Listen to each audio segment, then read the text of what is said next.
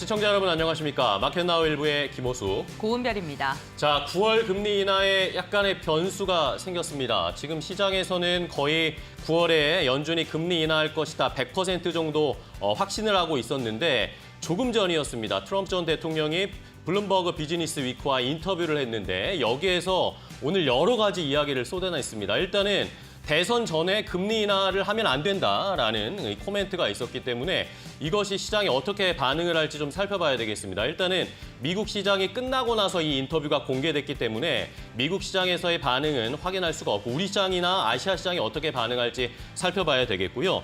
자, 여기에다가 중국에게는 최대 100% 관세도 부과하겠다. 그리고 IRA 법안에 대해서 이것 때문에 오히려 인플레이션이 발생했다라고 하면서 IRA를 부정하는 이런 이야기들이 나왔습니다. 시장에서 여러 요동칠 수 있는 이야기들이 포함되어 있었기 때문에 오늘 우리 시장도 어느 정도 좀 대비를 해야 되겠습니다. 네, 그렇습니다. 어제도 코스닥이 1.5%가량 하락을 하면서 마감했는데 2차 전지 관련 기업들의 약세가 지수를 끌어내렸죠. 네. 오늘도 이러한 트럼프 전 미국 대통령의 발언으로 인해서 2차 전지 관련 기업들 대비 잘 하셔야 될 것 같고요. 간밤 미증시가 금리 인하 기대감 때문에 더 많이 상승을 했던 만큼 우리 시장의 변동성에 잘 대처하시면 좋을 것 같습니다. 네, 자 오늘은 또 어떻게 시장에 대비해야 할지 하나씩 저희가 준비한 내용들 체크해 보시면서 함께 해주시기 바랍니다. 먼저 이슈레이더를 통해서 시장이 지금 온통 트럼프 이야기입니다. 트럼프가 이미 뭐 대통령이 된 것 같은 느낌인데 이슈레이더를 통해서 일단은 우크라이나 재건 관련주가 또 트럼프 수혜주로 이야기가 나오고 있잖아요. 어떻게 투자해야 할지 방법 알아보겠고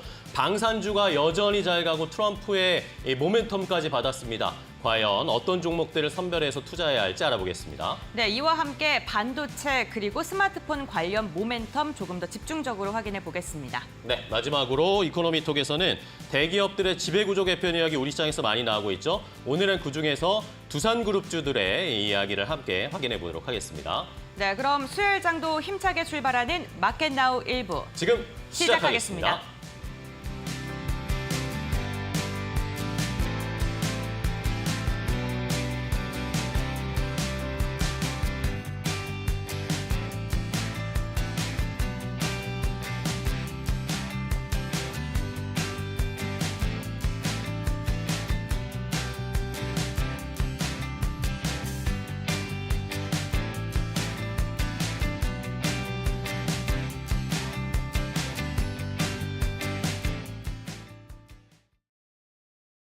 네, 마켓나우 글로벌 포커스로 문을 열도록 하겠습니다. 우리가 잠든 사이 글로벌 시장에서는 어떠한 이슈가 있었고 우리 시장에 미치는 영향력은 무엇일까요? 유한타증권의 천안본부점 김정섭 과장과 알아보겠습니다.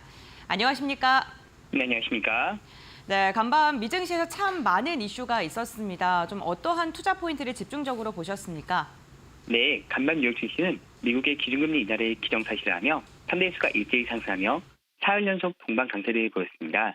미국 소비 지표가 견고하게 나오면서 다양한 업종의 우량주로 구성된 다우지수가 1.8% 급등하며 상 최고치를 경신하며 마무리되었는데요.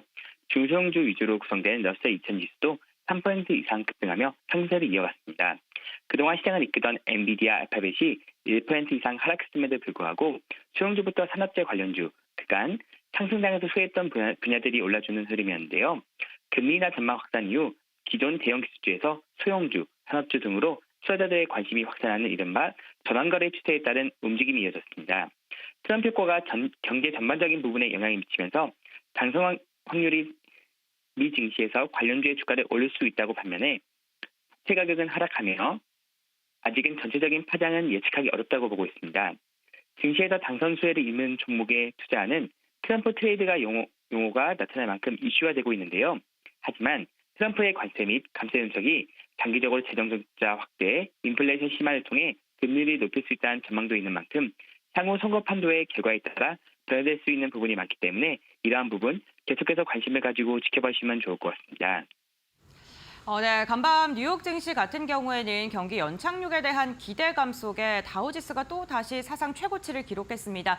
다만 증시가 끝난 뒤에 트럼프 전 미국 대통령이 블룸버그와의 인터뷰 내용이 공개가 됐는데 어쨌든 금리 인하를 대선이 끝나고 했으면 좋겠다라는 시그널을 내비치면서 우리 시장 이에 대한 여파로 또 좀 흔들릴 것 같거든요. 어떻게 좀 전망하십니까?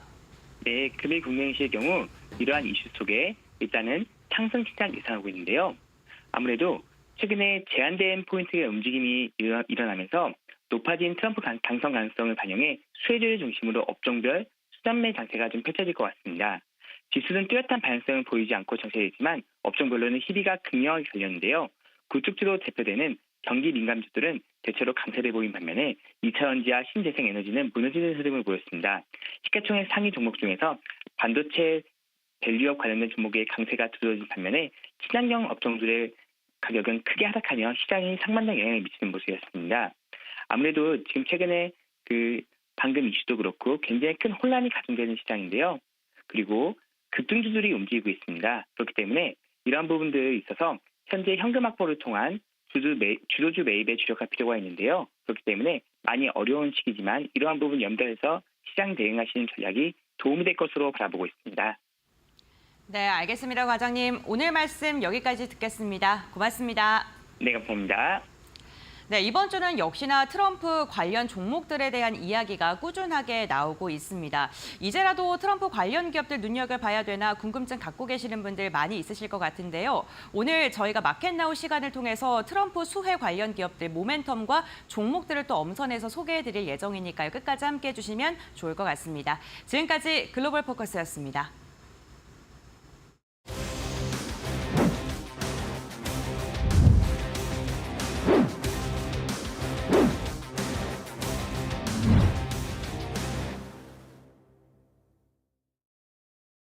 자, 이슈 레이더로 바로 이어가겠습니다. 오늘 개장하기 전에 포착해야 할 이슈 여기에 따라서 종목까지 골라보도록 하겠습니다. 이슈 레이더 오늘은 두 분의 전문가와 함께 할 텐데요.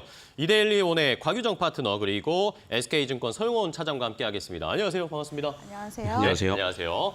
자, 오늘은 또 두 분이 어떤 이슈를 포착을 하셨을까요?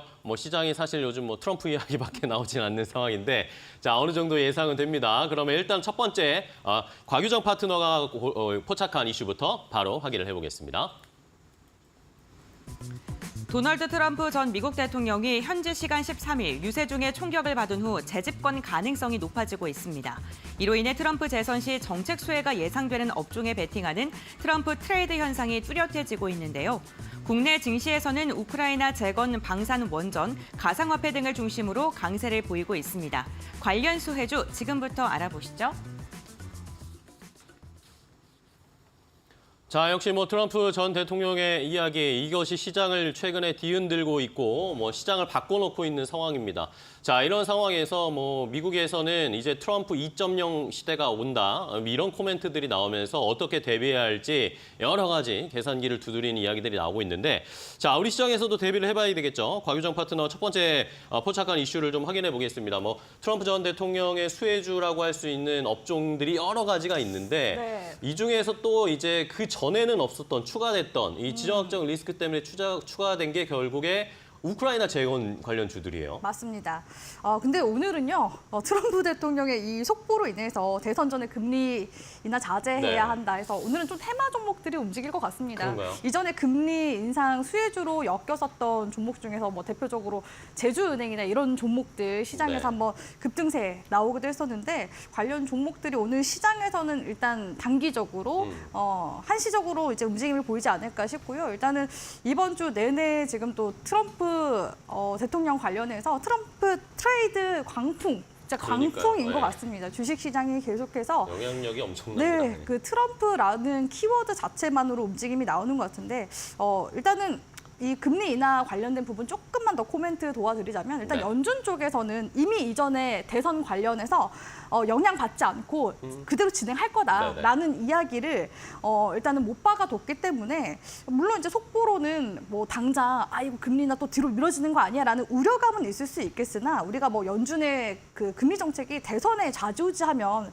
연준의 영향력 자체도 이게 줄어들게 되지 네. 않겠습니까? 그렇기 때문에 결국에는 계속 데이터로 확인하자 쪽으로 갈 것 같다라는 게 그냥 저의 이제 의견이라고 볼 수가 있을 것 트럼프 같고요. 대통령이 파월 의장 이야기도 했어요. 오늘 새벽에 사실 잘하면은 임기를 마지막까지 보장해 주겠다라는 게 결국에는 금리를 내리지 말라는 압박이 아닌가라는 생각도 들었거든요, 저는. 무언의 이제 압박은 네. 있을 수 있겠으나 제가 봤을 때는 연준 쪽에서도 눈치를 볼 것 같습니다. 왜냐하면 그러니까요. 올해 금리를 잘하면 1회에서 2회 이상까지도 얘기가 나온 그러니까요. 상황이잖아요. 근데 지금 이제 대선이 다가오고 있기 때문에 금리 그 인하 시점이 9월 달에 한다고 하더라도 대선이 또 11월이에요. 그쵸. 그럼 11월 이후, 그러니까 11월에서 12월쯤에 한 번 더 인하를 한다라는 얘기니까 그땐 또 안 하면 최종적으로 봤을 때 네. 사실상 연내 금리 인하로 마무리가 되는 것과 다름없긴 하거든요. 네. 그렇기 때문에 사실 뭐 정치적으로 이런 이슈로 금리 정말 중요한 부분이잖아요. 그쵸. 시장 자본시장에 미친 영향력이 너무나 지대하기 전 때문에 세계에 미친 영향이 네, 크니까요. 그래서 이런 이제 말 한마디의 압박만으로는 그렇게 통화 시장이 쉽게 움직이거나 데이터를 우리는 또 계속 확인하고 있는 어떻게 다 모두가 관전자 네네. 입장이잖아요. 그렇기 때문에 일단은 제일 중요한 거는 경제 지표가 아닌가라고 보고 있습니다. 네네. 그래서 그런 부분 차치하고 최근에 움직이는 종목들 보면은 굉장히 좀 다양하게 움직임을 많이 보이고 있는데요. 대표적으로 방산, 원전, 건설, 제약바이오 등이 이제 수혜 예상 종목들로 이제 거론이 되고 네네. 섹터로 거론이 되고 있긴 합니다. 일본 증시에서도 지금 이 트럼프 트레이드가 열풍이라고 네. 하더라고요. 특히 은행주 위주로 일본 시장에서는 종목들이 증락을 계속해서 반복해 나가고 있다고 하는데요. 그 양적 완화 관련해서도 트럼프 대통령이 이야기한 부분들도 있을 거고요. 분명히 이렇게 또 금리 인하에 대한 부분들이 조금 더 뒤로 미뤄지게 되면 금융주의들 입장에서는 당연히 그 이자 마진, 대출 마진과 같은 부분들이 또 향상이 돼서 매출 실적으로 이어질 수 있는 부분이기 때문에 그런 부분들이 좀 영향을 받는 것 같습니다. 참고로 이제 일본 같은 경우에도 해외 대출액이 또 많은 그런 네. 이제 3대 은행 쪽은 이런 정책적인 영향 받을 수 있다라는 이야기가 나오고 있거든요. 그래서 그런 부분도 있고요. 가장 우려되는 부분은 2차 전지 쪽이 아닌가 싶습니다. 그렇습니다. 네, 신재생 에너지 쪽과 2차 전지 쪽이 가장 좀 우려가 되는 상황이고, 근데 이런 반대로 지금 최근에 일론 머스크가 트럼프 네, 대통령을 또 지지하는 발언을 했어요.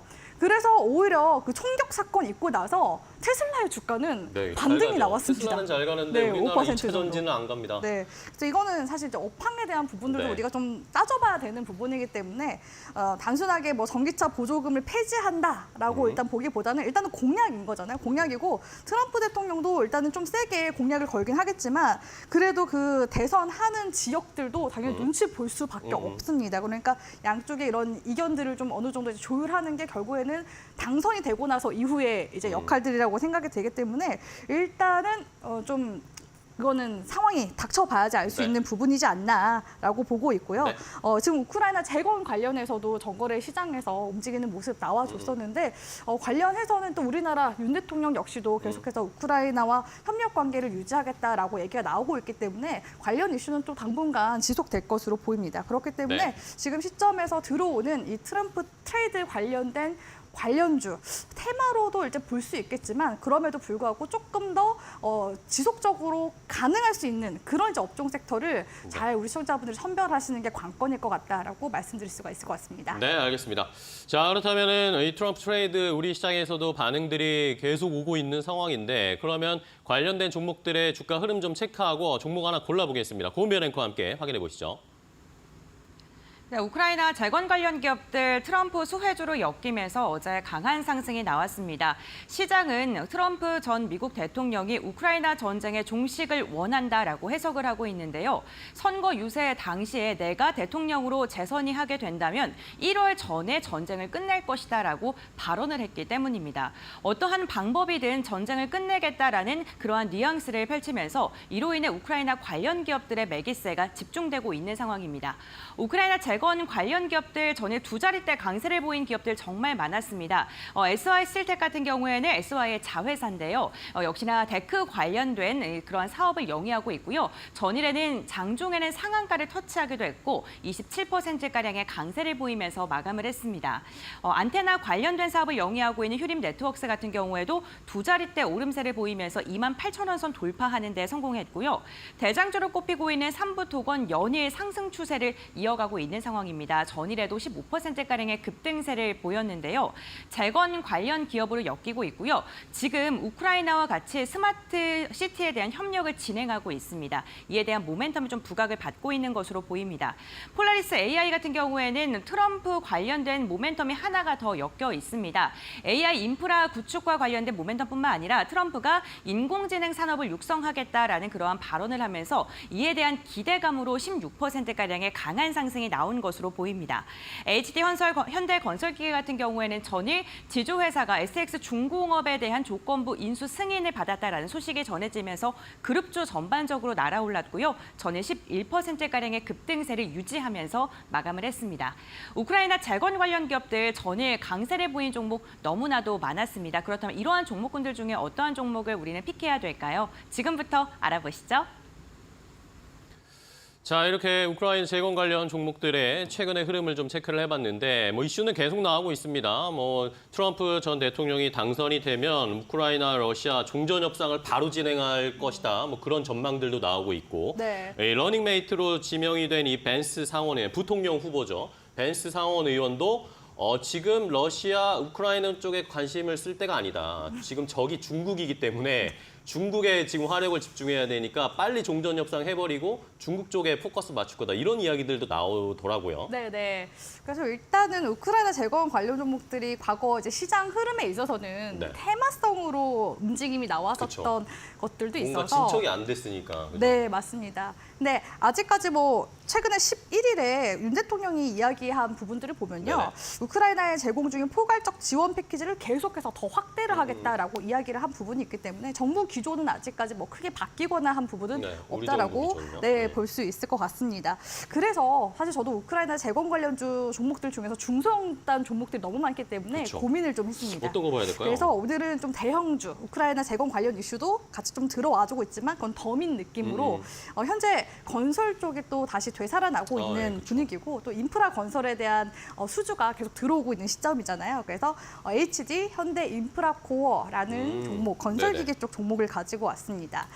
사실 좀 고민이 많았어요. 왜냐하면 네. 두산 밥켓이 만약에 상장 폐지를 되게 되면 그 밑에 있었던 건설 기계단 종목들 중에서 또 가장 누가 반사이익으로 시장에 자금이 좀 크게 들어올 수 있을까라는 부분들을 건설기계일까요? 인프라코어일까요? 네, 고민을 했었는데 HD 현대 인프라코어가 일단 현대 건설 기계도 가지고 있잖아요. 네네. 현대 중공업 내에서 같은 이제 시너지를 같이 함께 좀 크게 낼 수 있지 않을까라고 생각이 들어서 HD 현대 인프라코어를 가지고 왔고요. 네. HD 현대 인프라코어 같은 경우에는 이제 산업용 기계나 엔진 제조들 이제 위주로 하고 있는데 아직 현대 인프라코어가 입에 안 배이신 분들도 있을 것 같아요. 왜냐하면 과거 두산 인프라코어에서 이름이 또 한번 사명이 바뀌었었죠. 현대 두산 인프라코어에서 이제 최종의 최종으로 바뀐 게 이제 HD 현대 인프라코어라고 볼 수가 있을 것 같은데 지금 보니까 이 HD 현대 인프라코어가 세계 시장에서 차지하는 비중이 세계 한 10위권 정도 되고요. 현대 네. 건설 기계가 한 21위권 됩니다. 그리고 국내 건설 기계 쪽에서는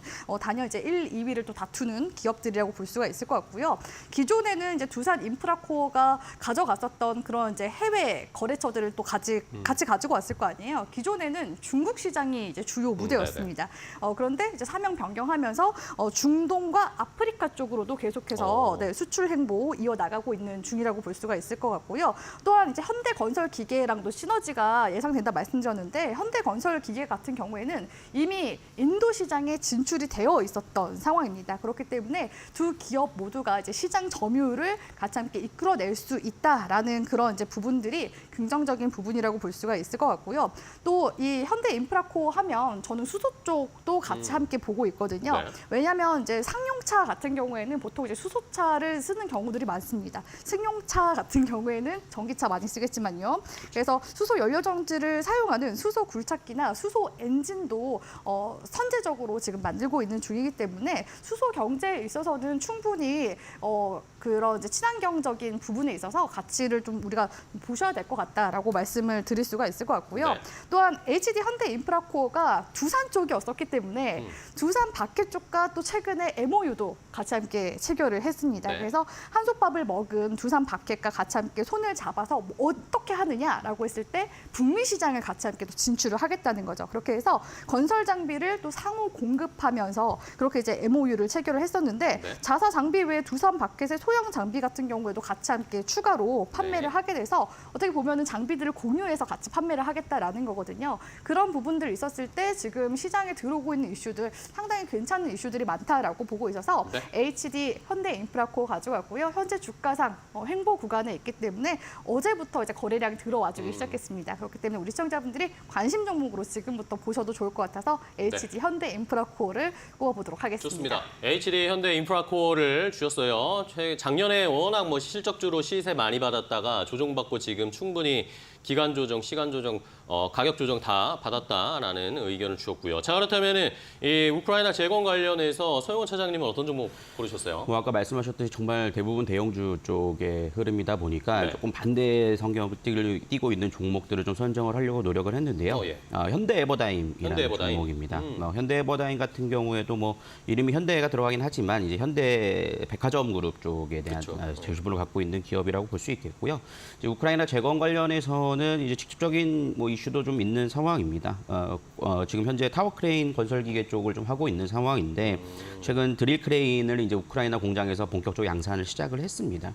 그렇기 때문에 실질적으로 우크라이나에서의 생산이 이루어지고 있다라고 좀 보실 수가 있겠고요. 그래서 우크라이나 재건 관련해서 이슈가 좀 이어진다라면 좀 더 탄력적인 흐름들을 좀 보일 수 있다라고 좀 판단을 하고 있고요. 그다음에 저는 중소형단도 한번 기대를 해보는 것은 최근 미국 시장도 러셀 지수가 상당히 강합니다. 그렇죠. 그만큼 좀 대형주에 대한 경우는 많은 상승세가 이어지고 난 다음에 좀 제한적인 흐름들을 좀 보이고 있는 상황이어서 중소형주 쪽에 대한 온기가 좀 흘러가고 특히나 금리 인하가 이루어져서 유동성이 좀 흘러가면 훨씬 더 좀 탄력적인 흐름들을 좀 보이지 않을까라는 점에서 현대 에버다임을 좀 말씀을 드릴 수 있겠고요. 물론 아직까지는 뭐 조금 어제 같은 경우에는 상승을 계속 유지하지 못하고 좀 윗꼬리를 달렸습니다. 네.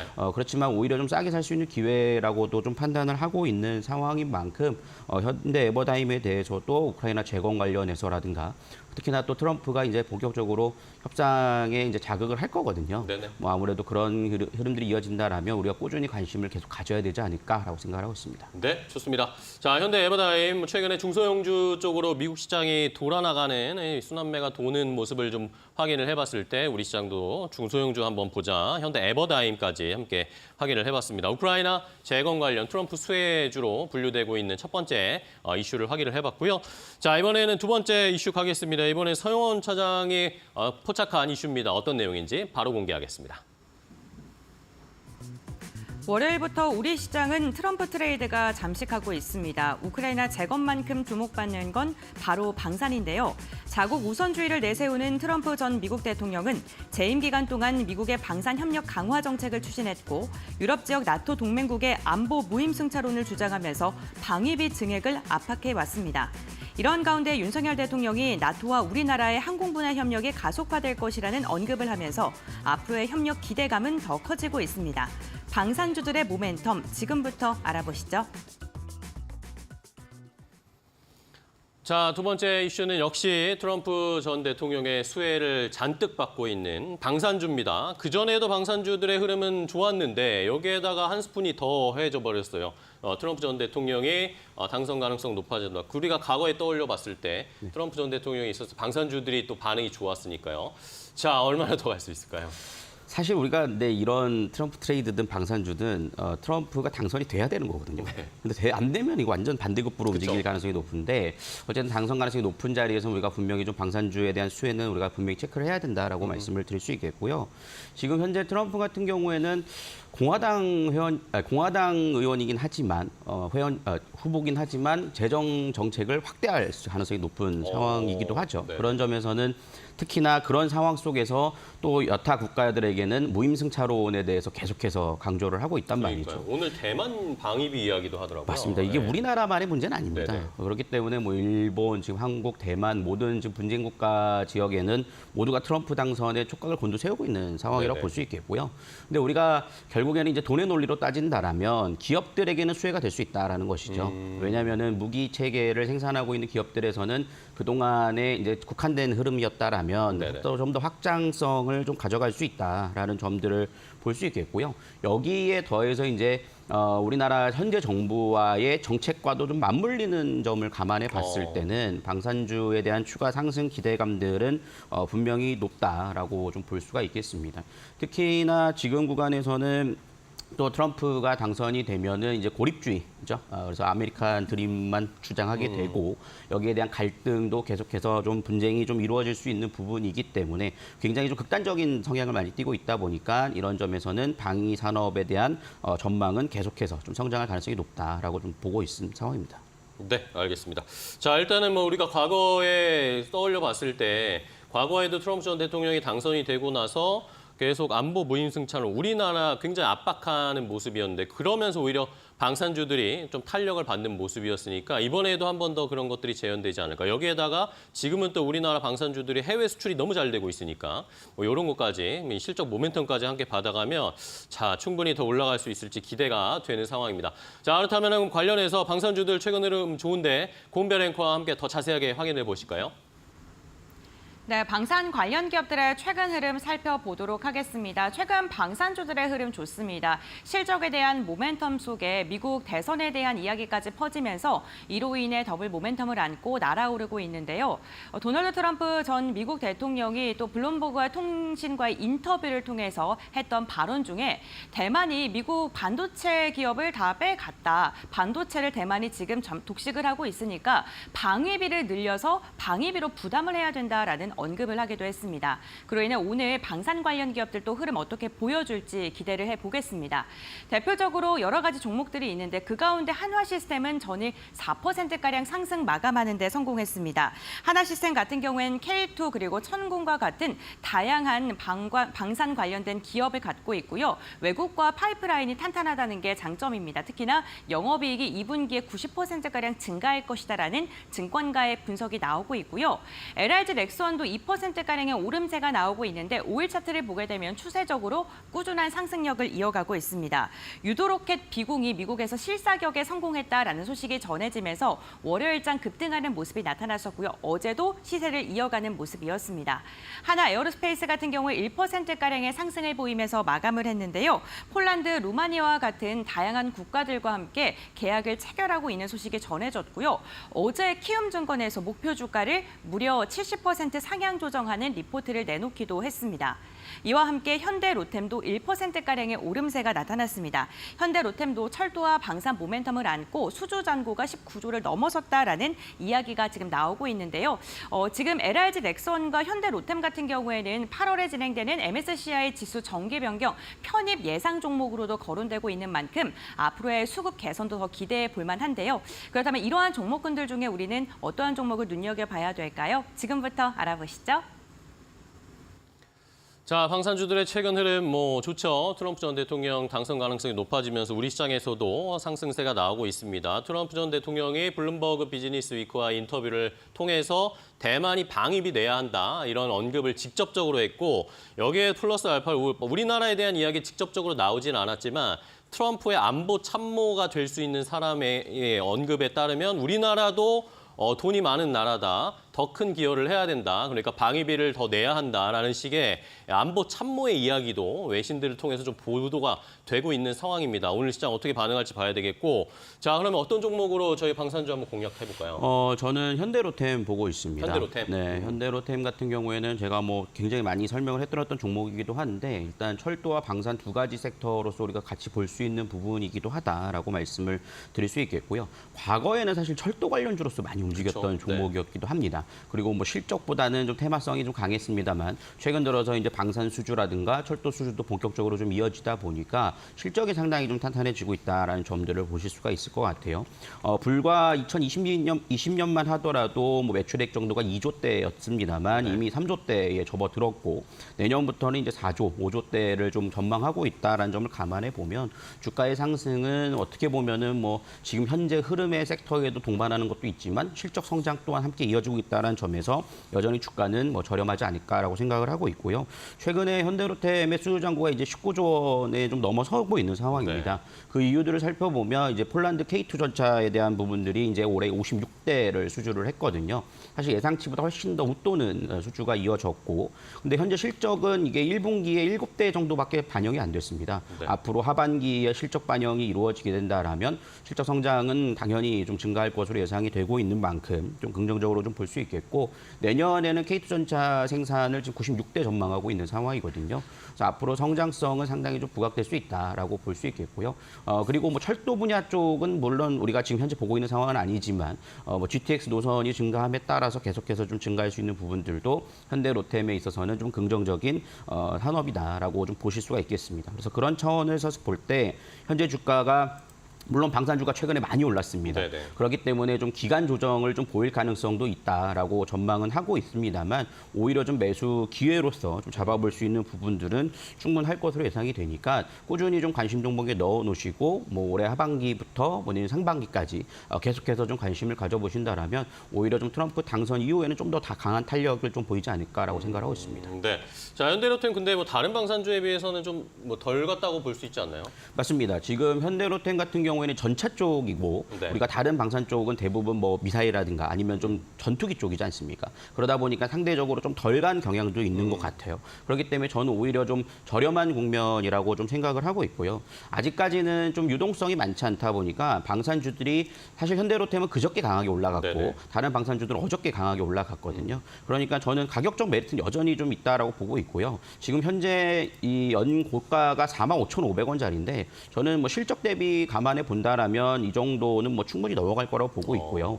그다음에 MSCI 편입까지 이루어진다라면 수급에 있어서 뭐 패시브 자금들이 굉장히 강하게 유입될 수 있기 때문에 네네. 그런 점들이 아마 부각이 더 될 겁니다. 그렇기 때문에 자금을 많이 들어올 것으로 예상이 된 점을 감안해 보면 정고점을 돌파를 기대하고 살펴볼 수 있지 않을까 싶습니다. 네, 알겠습니다. 현대로템 전 고점이었죠.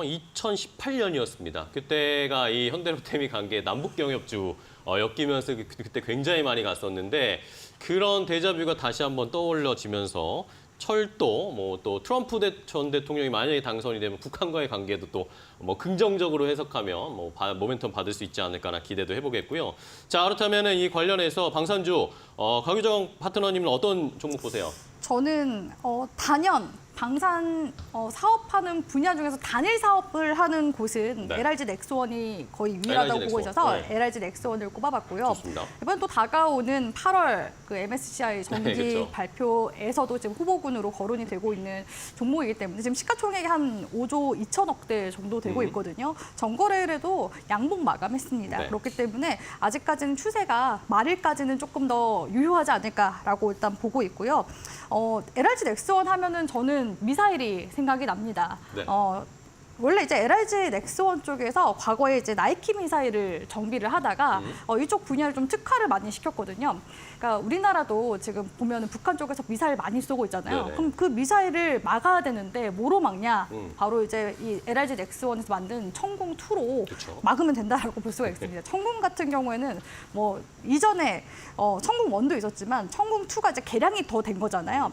날아오는 뭐 미사일뿐만 아니라 비행 물체들 다 쫓아가가지고 방어 다 합니다. 그렇기 때문에 아랍에미리트 쪽에서 4조 원 가량 한번 LRG 넥스원 제품들을 구매를 하게 됐었죠. 근데 이 수주 잔고가 지금 계속 많이 차고 있는데 네네. 매출액으로는 아직 좀 반영이 덜 된 상황이에요. 이 매출액까지 반영이 되는데 시차가 있거든요. 일단 선 주문 받고 나서 그렇죠. R&D를 해야 됩니다. 개발을 조금 더 해서 LRG 넥스원 쪽에서 또 그 현지 상황에 맞게 또 개량도 한 번 더 해주거든요. 튜닝을 또 잘 해줘요. 그리고 한국 같은 경우에는 장점이 또 그럼에도 불구하고 빨리 만든다는 네. 장점이 그렇죠. 있기 때문에 지금 또 많은 해외 국가들이 LRG 넥스원 쪽의 이런 방산 제품 쪽에 대해서 관심을 좀 많이 갖고 있는 그럼 그런 그런 상황이라고 볼 수가 실적이 있을 것 어쨌든 같습니다. 하반기나 내년 지나가면은 실적이 반영될 수 있겠네요. 그렇죠. 이미 네. 수주 잔고는 많이 지금 채워져 있는 상황이기 때문에 그런 부분들이 사실 주가상으로는 좀 선 반영이 되고 있는 중이라고 볼 수가 있을 것 같고요. 매출액만 지금 당장 놓고 봤을 때는 2021년도 1조 8천억 원대에서 지금 2024년도 3조 정도 되거든요. 네네. 그러니까 그렇게 많이 매출액이 반영이 안 된 것 같은데 왜 주가는 올라가지라고 우리 그러게요. 시청자분들이 의아해 하실 수 있을 것 같아서 아직 수주가 다 반영이 되지 못했다라는 부분들을 좀 말씀을 드리고 싶어요. 사실 이 LRG 넥스원이 LRG라는 그룹에 있었던 이제 기업이거든요. 그쵸. 근데 그 당시에는 그렇게 크게 부각이 됐었던 기업이 아니었습니다. LRG가 원래 금융 관련 기업이었어요. 그래서 LRG 보험이 예전에 뭐 광고 된다 노래 아시나요? 된다 그거 노래 만들던 기업이었는데 2008년도 금융위기 이후로 계열사들도 다 매각되고 네, 뿔뿔이 분리됐죠. 흩어져서 거의 뭐 소녀 과장이라고 볼 수 있는 그런 포지션이거든요. 그래서 원래 정부 쪽에만 내수용으로 판매를 하다가 최근에 이렇게 글로벌 기조가 전쟁이 막 여기저기서 많이 터지고 이러다 보니까 수출이 조금씩 되다 보니 한국 제품들 괜찮네라는 부분들이 또 시장에서 많이 먹혔다고 볼 수가 있겠습니다. 로봇 테마도 붙었고요. 네, 로봇도 지금 보면 고스트 로보틱스도 네. 같이 함께 인수를 해서 사실 지금 LRG 넥스원이 갈 수밖에 없는 여러 가지 그 테마나 모멘텀은 좀 많이 다양하게 붙어 있는 상황인 것 같아요. 트럼프 대통령도 이제 방위 관련해서 물론 이제 우리나라나 일본 쪽에 방위 분담금 뭐 내게 할 수 있다라고 얘기가 나오고 있긴 하지만 그럼에도 불구하고 전 세계적으로 많은 이제 국가들이 이런 이제 방위비를 계속해서 증진시키고 있는 네. 중이기 때문에 그런 부분부터 해서 로봇 관련 이슈까지 좀 두 마리의 토끼를 다 좀 잡아가고 싶다. 다양한 모멘텀을 가져가면서 실적 반영에 대한 부분까지 확실하게 좀 잡아가고 싶다 하시는 분들은 LRG 넥스원을 우리 시청자분들이 좀 주목을 해보셨으면 좋겠다라고서 말씀드릴 수 있을 것 같습니다. 네, 알겠습니다. 자, 방위비 분담금 이야기 트럼프 전 대통령이 계속 이제 앞으로도 꺼낼 겁니다. 이럴 때마다 결국에는 이 방산 기업들에게는 이런 코멘트들이 오히려 이득이 될 수 있는 상황이니까 한번 좋은 종목들 잘 골라보도록 하겠습니다. 자, 오늘 이슈레이더 두 분과 함께 이야기 나눠봤는데요. 좋은 전략과 종목까지 소개해 주셔서 감사하고 다음 시간에 두 분 또 뵙도록 하겠습니다. 오늘 고생 많으셨어요. 고맙습니다. 감사합니다.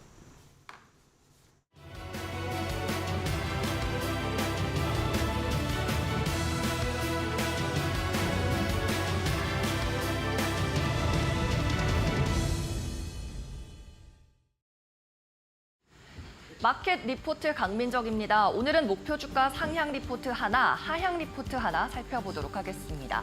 먼저 목표 주가 상향 조정이 나온 한화엔진, 한국투자증권에서 리포트를 발간했고요. 2분기 실적 프리뷰 리포트였습니다. 제목은 재현되는 서프라이즈라고 달았는데요. 일단 한화엔진 같은 경우에는 2분기 영업이익이 188억 원으로 컨센서스를 40% 넘게 상회할 것으로 점쳤습니다. 깜짝 실적이죠. 여기에 더해서 2025년 내년 실적 추정치도 상향 조정했는데 매출 12%, 영업이익도 12% 높여 잡았습니다. 추정치가 상향된 이유, 중국향 엔진 매출이 늘어날 것으로 예상을 했기 때문이고요. 또 전체 엔진의 인도 일정을 재점검해서 수량을 재집계했기 때문입니다.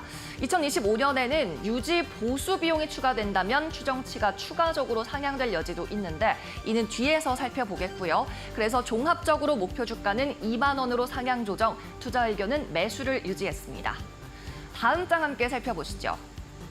네, 한화엔진이 2분기 인도한 엔진의 구성을 좀 살펴보도록 하겠습니다. 일단은 삼성중공업과 하나오션 같은 국내 시장, 국내 업체들의 15대의 엔진을 공급을 했고요. 나머지는 중국 시장에 17대를 공급을 했습니다. 이 가운데 엔진 가운데 50% 이상이 DF 엔진이었는데요. 이 DF 엔진 같은 경우에는 일반 엔진보다 판매 단가도 20-30%가량 높고요. 또 이익률도 2-3%가량 높습니다. 선종별로 보면 탱커의 13대, LNG선에 10대, 그리고 컨테이너선에 들어간 엔진이 9대였는데요. 이 가운데 탱커를 제외하고 LNG와 컨테이너선에 들어간 엔진 대부분이 DF 엔진이었습니다. 여기에 따라 1분기에 이어서 2분기에도 서프라이즈를 예상하고 있고 영업이익률도 6%대를 기록하고 있습니다. 또 2024년부터 이 DF 엔진 같은 경우에는 공급을 하고 있는데요. 무상 보증 기간이 1년입니다. 즉 내년인 2025년부터는 유지 보수 비용이 추가적으로 발생할 수 있다는 거죠. 한화 엔진의 유지 보수 비용으로 매출액과 영업이익 추정치가 더 늘어날지도 투자 포인트가 되겠습니다. 네, 계속해서 다음 리포트 살펴보시죠. 이번에는 투자 의견 하향 조정이 나왔습니다. 오리온이고요. 대신증권의 리포트였는데 더 좋아진 마진, 이제 매출 성장을 보여줘라고 제목을 달았습니다. 영업이익은 좋아졌지만 매출 성장률이 역성장했기 때문에 주가 상승 견인을 위해서는 매출 성장이 있어줘야 한다는 이야기였는데요. 국내뿐 아니라 해외에서도 매출 성장은 낮아졌습니다. 그리고 연초부터 본업과는 상관없는 바이오 산업에 투자하는 등 투자 매력도가 하락하며 주가가 좀 지지부진한 흐름이었는데요. 결론적으로 목표 주가는 14만 원에서 13만 원으로 7%가량 하향 조정을 했고요. 투자 의견은 매수를 유지했습니다. 먼저 한국을 비롯한 국내외 매출액 추이를 보면 한국 시장에서는 일단 2분기 매출이 약 5%가량 역성장한 점이 나타나고요. 중국 시장에서도 2%가량 매출 마이너스 기록했습니다. 베트남만 유일하게 성장을 기록했고 러시아에서도 4.8%가량 매출 역성장이 있었고요. 또 한국 법인만 떼어놓고 봐도 2024년 지지부진합니다. 보라색 그래프로 보이는 점이 올해의 매출 성장 그래프인데요. 눈에 띄게 2분기에 꺾이는 흐름이 나타나고 있죠. 그렇다면 다음 장에서는 해외 법인들의 매출 성장세도 한번 살펴보도록 하겠습니다. 일단 유일하게 살아남았다고 말씀드린 베트남 법인 2021년부터 2024년까지 계속해서 K푸드의 성장세를 타고 함께 가파르게 증가한 모습이 나타났습니다. 베트남에서는 매출액 2분기에 2% 넘게 증가했고요. 특히 초코파이와 감자 스낵 같은 종류를 중심으로 출고가 증가하고 있습니다. 하반기도 베트남 시장은 기대가 되는데요. 주력 제품을 중심으로 매출 성장이 이어질 것으로 예상됩니다. 계속해서 중국과 러시아도 한번 보시면요. 중국 같은 경우 특히 매출액이 2%대 역성장을 했는데 이는 지난해 11월부터 매출 공백이 있었기 때문입니다. 일부 유통 채널이 대리점으로 전환되는 과정에서 매출 공백이 있었는데 이 전환이 마무리되는 단계이기 때문에 하반기에는 점진적으로 회복될 것으로 예상되고 있네요. 오리온은 함께 주가 흐름도 체크해 보도록 하겠습니다. 자, 오리온 목표 주가는 13만 원이었고요. 현재 주가 수준은 9만 원대입니다. 현재 PR, 퍼 수준이 8.5배로 대신증권에서는 역사적인 하단 구간이라고 평가를 하고 있는데요. 과도한 저평가가 맞긴 하지만 그래도 매출 성장률이 동반이 돼야 주가 상승이 가능하다고 분석했습니다.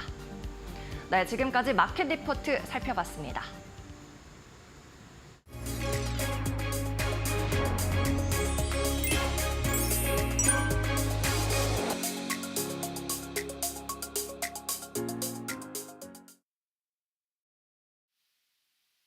안녕하세요. 이데일리온 유나시 파트너입니다.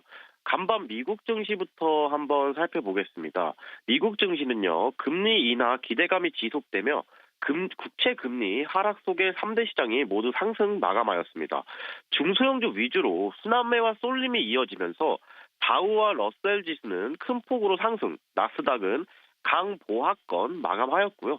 어제 특히 발표가 있었는데 바로 소매 판매 지수 발표가 있었습니다.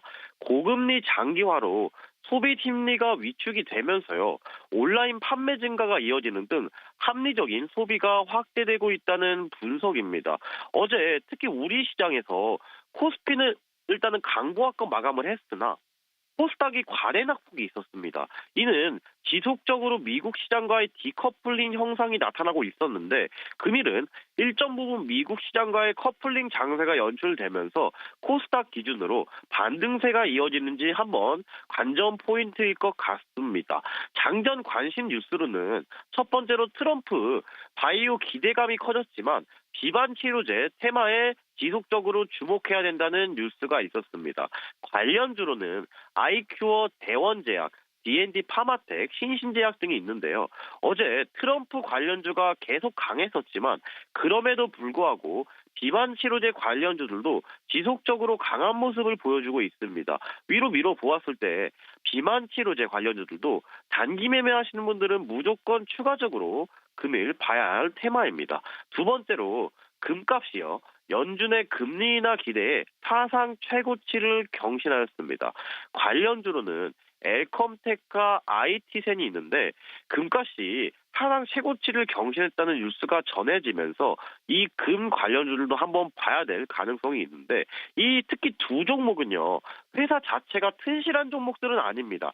즉 단기 매매만 가능해 보이며 실질적으로 금값에 대한 상승력을 보고 매매를 하시려면 금 ETF를 사시는 것이 더 현명한 선택이 될 수 있을 것 같습니다. 세 번째로요. 체코 원전 기대감이 아직 끝나지 않았습니다. 30조 원대 체코 원전에 대한 기대감이 아직 지속되고 있고 어제 원전 관련주들의 하락이 나왔습니다. 발표가 이번 주인데 미뤄질 수도 있다는 이야기가 나오고 있고 특히 대장주였던 우리기술이 12 물량으로 인해서 하락이 전체적으로 나온 것도 일부 이 전체적인 원전주 조정에 대한 영향을 끼쳤습니다. 하지만 아직은 기대감이 살아있기 때문에 단기 바닥을 어디서 잡아주는지가 관전 포인트가 될 것 같고 관련주로는 우리기술, 한신기계, 한전산업, 한전기술이 있습니다. 지금 추세적으로 좋아 보이는 종목은 사실 한전산업과 한전기술이므로 이 두 종목 위주로 발표일 전까지 분할 매수를 통한다면 충분히 한 번 더 상승 여력 남아있다고 판단이 되고요. 실질적으로 발표 이후에는 기대감 소멸로 인해서 큰 폭의 조정이 나올 수도 있기 때문에 이 부분에 대해서 시청자분들이 주의점을 요하는 부분이기도 할 것 같습니다. 이상으로 장전 브리핑 마치도록 하겠습니다. 감사합니다.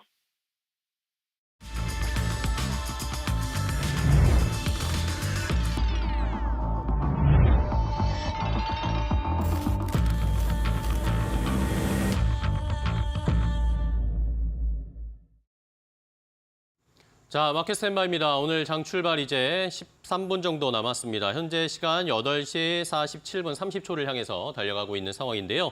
간밤에 뉴욕 증시는 견조한 소비 지표가 발표가 되면서 다시 한번 상승세를 이어갔습니다. 다우 지수가 또다시 사상 최고치를 기록했고 거의 2개월 만에 최대폭 상승세를 보였죠. S&P 500 지수 역시 최고치를 경신하는 모습이었습니다. 이 외에도 중소형주들도 미국 시장에서 좋은 흐름을 나타내면서 러셀 2000 지수가 무려 3% 넘게 하루 만에 급등세를 나타냈습니다.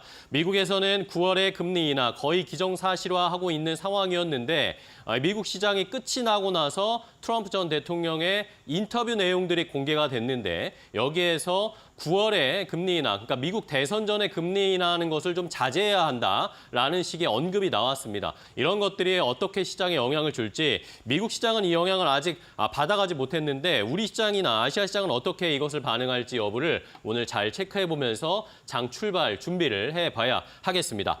자, 그렇다면 오늘 또 마켓 스탠바이 두 분의 전문가와 함께 준비를 해볼 텐데요. GC인포의 박수범 대표 그리고 이데일리 신일섭 전문위원과 함께 이야기 나눠보도록 하겠습니다. 고은변 앵커도 함께합니다. 안녕하세요. 안녕하세요. 자, 오늘은 또 어떤 이슈들을 좀 체크해야 할지 개장 전에 확인해야 할 개장 전 탑3. 먼저 박수범 대표님은 어떤 주요 포인트를 보고 계신가요? 네, 첫 번째로 말씀드리고 싶은 건 그동안 미국 시장의 M7 종목들, 빅테크 종목들의 움직임들이 강했었는데 최근 들어서는 보면 이제 뭐 러셀 2000도 지금 올라가고 있고 중소형주들과 그 다른 이제 업종들이 좀 올라가면서 오히려 지금 M7 종목들이 오히려 좀 조정을 좀 받고 있는 상황입니다. 뭐 그런 부분들이 있긴 하지만 그래도 삼성전자와 SK하이닉스는 M7 종목들에 비해서는 상승하는 부분이 없기 때문에 오히려 삼성전자와 SK하이닉스를 계속해서 우리가 지금 현재 매수점을 보고 계속 대응해야 된다라고 좀 말씀을 좀 드리고 싶은데요. 뭐 그 이유는 아무래도 지금 외국인들이 국내에서 매수하는 이제 지금까지 상반기부터 올해 초부터 해서 지금까지 매수하는 흐름들을 보면 삼성전자를 가장 많이 매수했고요. 그다음 두 번째로 매수한 게 이제 삼성전자 우선주였습니다. 세 번째가 이제 삼성바이오로직스였고 네 번째가 삼성전기였어요. 그 정도로 지금 삼성그룹주도 돼서 외국인들 매수세가 상당히 지금 현재 지속되고 있다는 부분들이고 물론 SK하이닉스 같은 경우에도 지속적으로 외국인들의 매수세가 좀 들어오고 있습니다. 그렇기 때문에 지금 HBM 관련되어서 뭐 계속해서 뭐 HBM3 12단에 대해서 이미 지금 SK하이닉스 같은 경우에는 지금 이제 TSMC로 물량을 넘기고 있다는 얘기가 나와주고 있는데 뭐 이런 부분들도 있고 그리고 대만에서 지금 뭐 엔비디아 퀄테스트, 뭐 삼성전자 통과 관련된 이슈가 어제 좀 나왔었던 부분들이었죠. 뭐 이런 부분들은 나오고 주고 있기 때문에 저는 삼성전자, SK하이닉스는 오늘도 지속적으로 상승할 가능성이 높다라고 좀 바라보고 있기 때문에 이쪽으로 우리가 계속 좀 관심을 가지면서 대응해 나가자라고 말씀드립니다. 자, 두 번째로 말씀드릴 거는 두 번째는 이제 현대차 기아입니다. 현대차 기아 그룹주가 이제 조정의 재상승을 하는 흐름들을 좀 보여주고 있다라는 부분들인데 현대차 기아 어제 같은 경우에는 좀 상승 흐름을 좀 보여주고 있고요. 지금 전기차 부분에 있어서도 지금 이제 뭐 미국 시장에서 탑3에 들어갈 정도로 시장 점유율을 좀 높이고 있습니다. 어떤 시장 점유율을 높이고 있냐면 바로 이제 전기차죠. 전기차에 대한 판매량도 높여 나가고 있고, 그런데 하이브리드 차량에 대한 이제 판매량도 국내 시장뿐만 아니라 해외 시장 쪽에서도 계속해서 지속적으로 좀 성장하고 있다는 부분들, 이런 부분들을 봤을 때는 분명히 이제 현대차 기아에 대한 메리트는 분명히 있다라고 말씀 좀 드리고 싶고, 최근에 제가 현대글로비스, 현대차 그룹주 중에서는 현대글로비스를 좀 우리가 유심 있게 봐야 된다라고 말씀드렸는데, 어차피 순환투자 고리를 좀 끊어내야 된다는 부분들, 이런 부분들이 좀 부각되면 부각될수록 이슈화되면 이슈화될수록 현대글로비스에 대한 이제 주가 상승 흐름은 계속 지속될 가능성이 높다라고 말씀을 드립니다. 그렇기 때문에 현대차 기아를 대응하시는 것도 좋고, 하지만 제가 봤을 때는 현대글로비스를 대응하는 게 좀 더 좋다라고 말씀을 좀 드리고 싶습니다. 자, 그리고 세 번째로는 CXL입니다. 자, CXL 지금 현재 최근에 좋다 해서 주가가 올랐다가 최근 들어서 지난주부터 해서 계속해서 주가 조정을 좀 받았어요. 받았지만 지금 현재는 또 다시 매수할 수 있는 시점이라고 좀 말씀을 좀 드리고 싶고요. 지금 현재 보더라도 또 엑시콘을 비롯해서 지금 현재 오킨스 전자라든지 그리고 여러 지금 CXL 관련 종목들에 대한 이슈들이 계속해서 시장에서 흘러나와주고 있습니다. 그렇기 때문에 CXL 관련된 종목들, 제가 그런 얘기를 한 적이 있었어요. HBM이 어떻게 보면 올해 반도체 시장에서의 상반기를 좀 이끌어가는 아주 중요한 역할을 했다면, 하반기부터는 이제 CXL 관련 종목들에 대해서 우리가 좀 관심을 좀 가져야 된다. 반도체를 한 단계 업그레이드 시키는 부분들에 있어서 CXL은 시대적인 정신이다 라면서 CXL에 대해서 상당히 좀 긍정적으로 말씀을 좀 드렸던 부분들이 있는데, CXL 같은 경우에는 지금 현재 당장은 어떤 매출이라든가 영업이익이 그렇게 긍정적이지는 않지만, 실적의 부분에 긍정적이지 않지만, 내년부터는 CXL 3.0이 나와주게 되면 그때부터 시장의 판도가 확실하게 바뀐다라는 부분들이죠. 그런 부분들에 좀 초점을 맞추고 많은 기업들이 지금 현재 포커스를 맞추고 대응해 나가고 있고, 미국에 있는 이제 이음이라는 회사, 지금 이제 파도가 좀 100억 정도 투자를 해서 지금 이제 관심이 좀 높아지고 있는 비상장 회사인데, 그쪽에서 얘기하는 거 보면 지금 이제 계속해서 CXL 3.0에 대해서 얘기를 하고 있어요. 그래서 지금 2.0 같은 경우에는 지금 이제 시장에서 기대감은 없지만 3.0에 대해서는 기대감이 좀 높아지고 있다. 그래서 지금 당장은 아니죠. 지금 당장은 내년에 좋아질 수 있는 부분들에 있어서 미리 주가에 선 반영되면서 움직일 가능성이 높으니까요. 우리가 CXL 관련 종목들은 포트에 한 종목 정도는 꼭 편입할 필요가 있다고 말씀드립니다. 네, 알겠습니다. 박수범 대표는 국내 반도체 관련 기업들 그리고 현대차 그룹, CXL 관련 종목들 좀 언급을 해주셨습니다. 그렇다면 신일섭 전문위원은 어떠한 탑3 들고 오셨을까요? 네, HD 현대그룹주의 초강세를 첫 번째로 보겠습니다. HD 한국조선해양, 이 STX 중공업을 결합하는데 공정거래위원회에서 기업 결합 승인을 했습니다. 근데 조건부 승인을 했죠. 그 크랭크 샤프트 관련해서 피스톤 운동이 직선 운동이잖아요. 직선 운동을 회전 운동으로 바꿔서 프로펠러가 돌아가서 배가 나아가게 하는 그 크랭크 샤프트 관련해서 독점이 돼버리면 여기서 수급을 옥죄어서 좌지우지 해버릴 수가 있기 때문에 이런 부분에 대해서 3년 동안 시정 조치를 붙이는 조건으로 승인을 해줬습니다. 어쨌든 이 조건만 하면은 STX 중공업은 HD 한국조선해양의 기업 결합이 되게 되는데, 이렇게 되면 뭐가 바뀌냐면 HD 한국조선해양 엔진 부품 시장의 약 80%, 선박용 엔진 시장의 약 70%를 보유하고 있는데, 여기서 1위 사업자 자리를 더욱더 확고히 굳히게 됩니다. 지금 현재도 HD 현대 같은 경우는 지금 대형 엔진, 중형 엔진에서 거의 압도적 1위이기 때문에 STX 중공업을 인수하게 되면은 중형 엔진에서 점유율을 더 끌어올려서 이제는 누구도 넘볼 수 없는 자리에 오릅니다. 이런 것 때문에 공정거래위원회가 수급 불균형을 통해서 시장을 교란할까 봐 조건부로 딱지를 붙인 것이고요. 어쨌든 그 이슈 때문에 HD 한국조선해양, HD 현대, 그리고 HD 현대 건설기계, HD 현대 인프라고, 그다음에 아파트가 무너져서 한동안 논란이 되었던 HD 현대 산업개발까지 HD가 붙은 거는 모두 다 급등을 했습니다. 그리고 HD 현대건설기계, HD 현대인프라코어는 또 미국 인프라 투자 수혜 이런 부분이 있고, 우크라이나 재건 얘기도 나오고 있고, 그리고 나아가서는 지금 사실 미국의 캐터필러라는 회사가 연일 급등세를 보이고 있거든요. 네. 그래서 그런 부분의 수혜도 지금 나오고 있다, 이렇게 보시면 될 것 같습니다. 네. 그리고 두 번째, 갤럭시 아이폰 후속작 출격 카운트다운입니다. 지금 갤럭시 S24 시리즈가 지금 판매량이 좀 올라오고 있다고 하고요. 이제 후속작으로는 이제 플립하고 폴더가 나오겠죠. Z 플립 6, 폴드 6 출격이 예고되어 있고요. 아이폰에서는 그 아이폰 15 이후에 아이폰 16 시리즈가 나옵니다. 그래서 아이폰 향, 그리고 갤럭시 향, 우리의 부품 회사들 있죠. 삼성전기, LG이노텍 이게 지금 급등세를 보이고 있습니다. 그래서 삼성전기도 그렇고 LG이노텍도 그렇고 애플, 삼성의 후속작 출시에 이어 거기에 힘입어서 카메라 모듈 그리고 거기에 들어가는 뭐 기판, MLCC 이런 것들의 수혜를 볼 가능성이 있기 때문에 두 종목을 다 주목을 하셔야 될 것 같고요.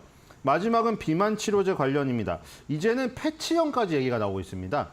처음에 뭐 주사제형에서 이제 뭐 그걸 피하 주사제형 이제 뭐 그거를 일주일 간격으로 맞느니 한 달 간격으로 맞느니 나중에 뭐 경구용을 개발하느니 이제는 패치형까지 우리나라에서 패치의 마이크로니들 패치 기술이 있는 회사가 라파스죠.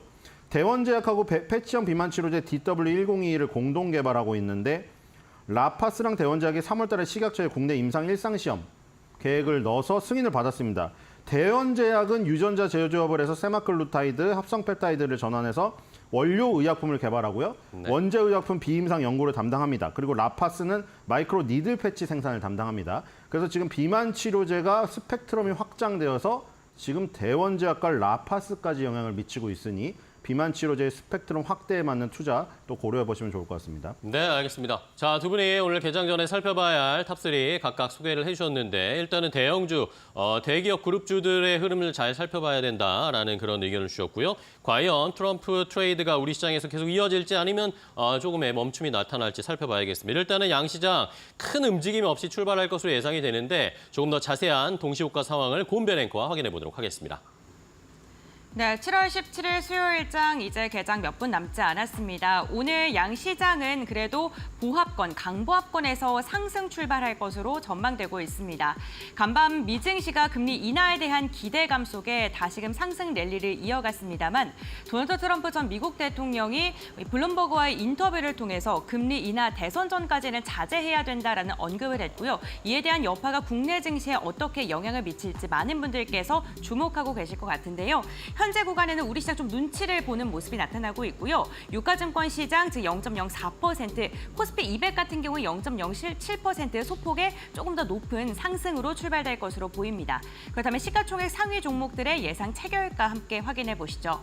1위부터 5위권 함께 살펴보겠습니다. 상위권 종목들의 출발 상황은 그다지 좋지 않아 보입니다. SK하이닉스와 삼성전자가 어제 1% 이상 상승하면서 마감했었는데 오늘은 다소 엇갈린 모습으로 나타나고 있습니다. 트렌드포스가 삼성전자가 3분기에 HBM3E에 대한 출하를 할 것이다라는 그러한 전망을 내놓았는데요.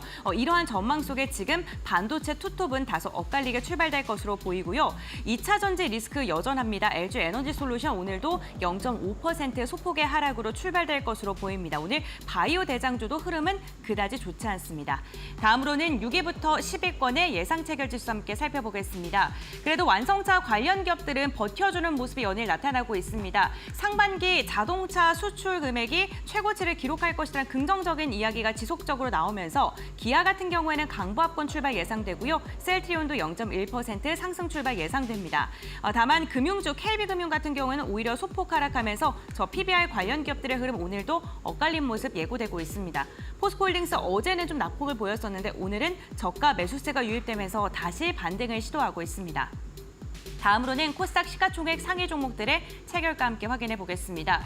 오늘도 에코프로 그룹주들 낙폭이 보입니다. 어제 5%가량의 하락세를 보이면서 마감을 했었는데 오늘도 에코프로 BM은 1%가량 그리고 에코프로도 0.3%가량 내림세로 출발될 것으로 보이고요. 제약 바이오 관련 기업들 다소 엇갈린 모습 예고되고 있는 가운데 삼천당 제약이 어제 16%까지 급등을 했다가 마이너스 1%로 하락 마감했습니다. 비만 치료제 관련 이슈였는데요. 오늘은 1% 상승 출발 예상됩니다.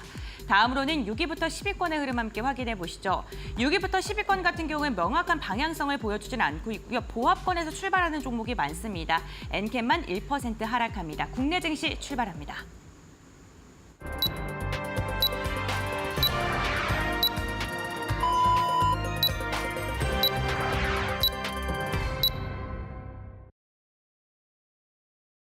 자, 2024년 7월 17일 수요일 국내 증시 출발을 했습니다. 간밤에 미국 뉴욕 증시는 S&P 500 지수와 다우 지수가 또다시 사상 최고치를 기록하는 모습이었습니다. 금리 인하에 대한 거의 9월에 100% 확신을 하고 있었던 시장에서 장 막판에 트럼프 전 대통령이 이 선거 전에는 금리 인하를 자제해야 한다라는 언급이 나왔습니다. 이것이 시장에 어떤 영향을 줄지 미국에서도 여러 가지 의견들이 나오고 있는 상황이고 일단은 우리 시장은 눈치 보기를 하고 있는 분위기입니다. 코스피와 코스닥이 엇갈리면서 출발했는데 코스피는 딱 보합권 상승과 하락을 아직 방향 잡지 못하고 있고요. 2,866포인트 선에서 출발을 했습니다. 코스닥은 강보합권 수준 0.1% 정도 상승세 840포인트 선에서 유지가 되고 있는 모습입니다.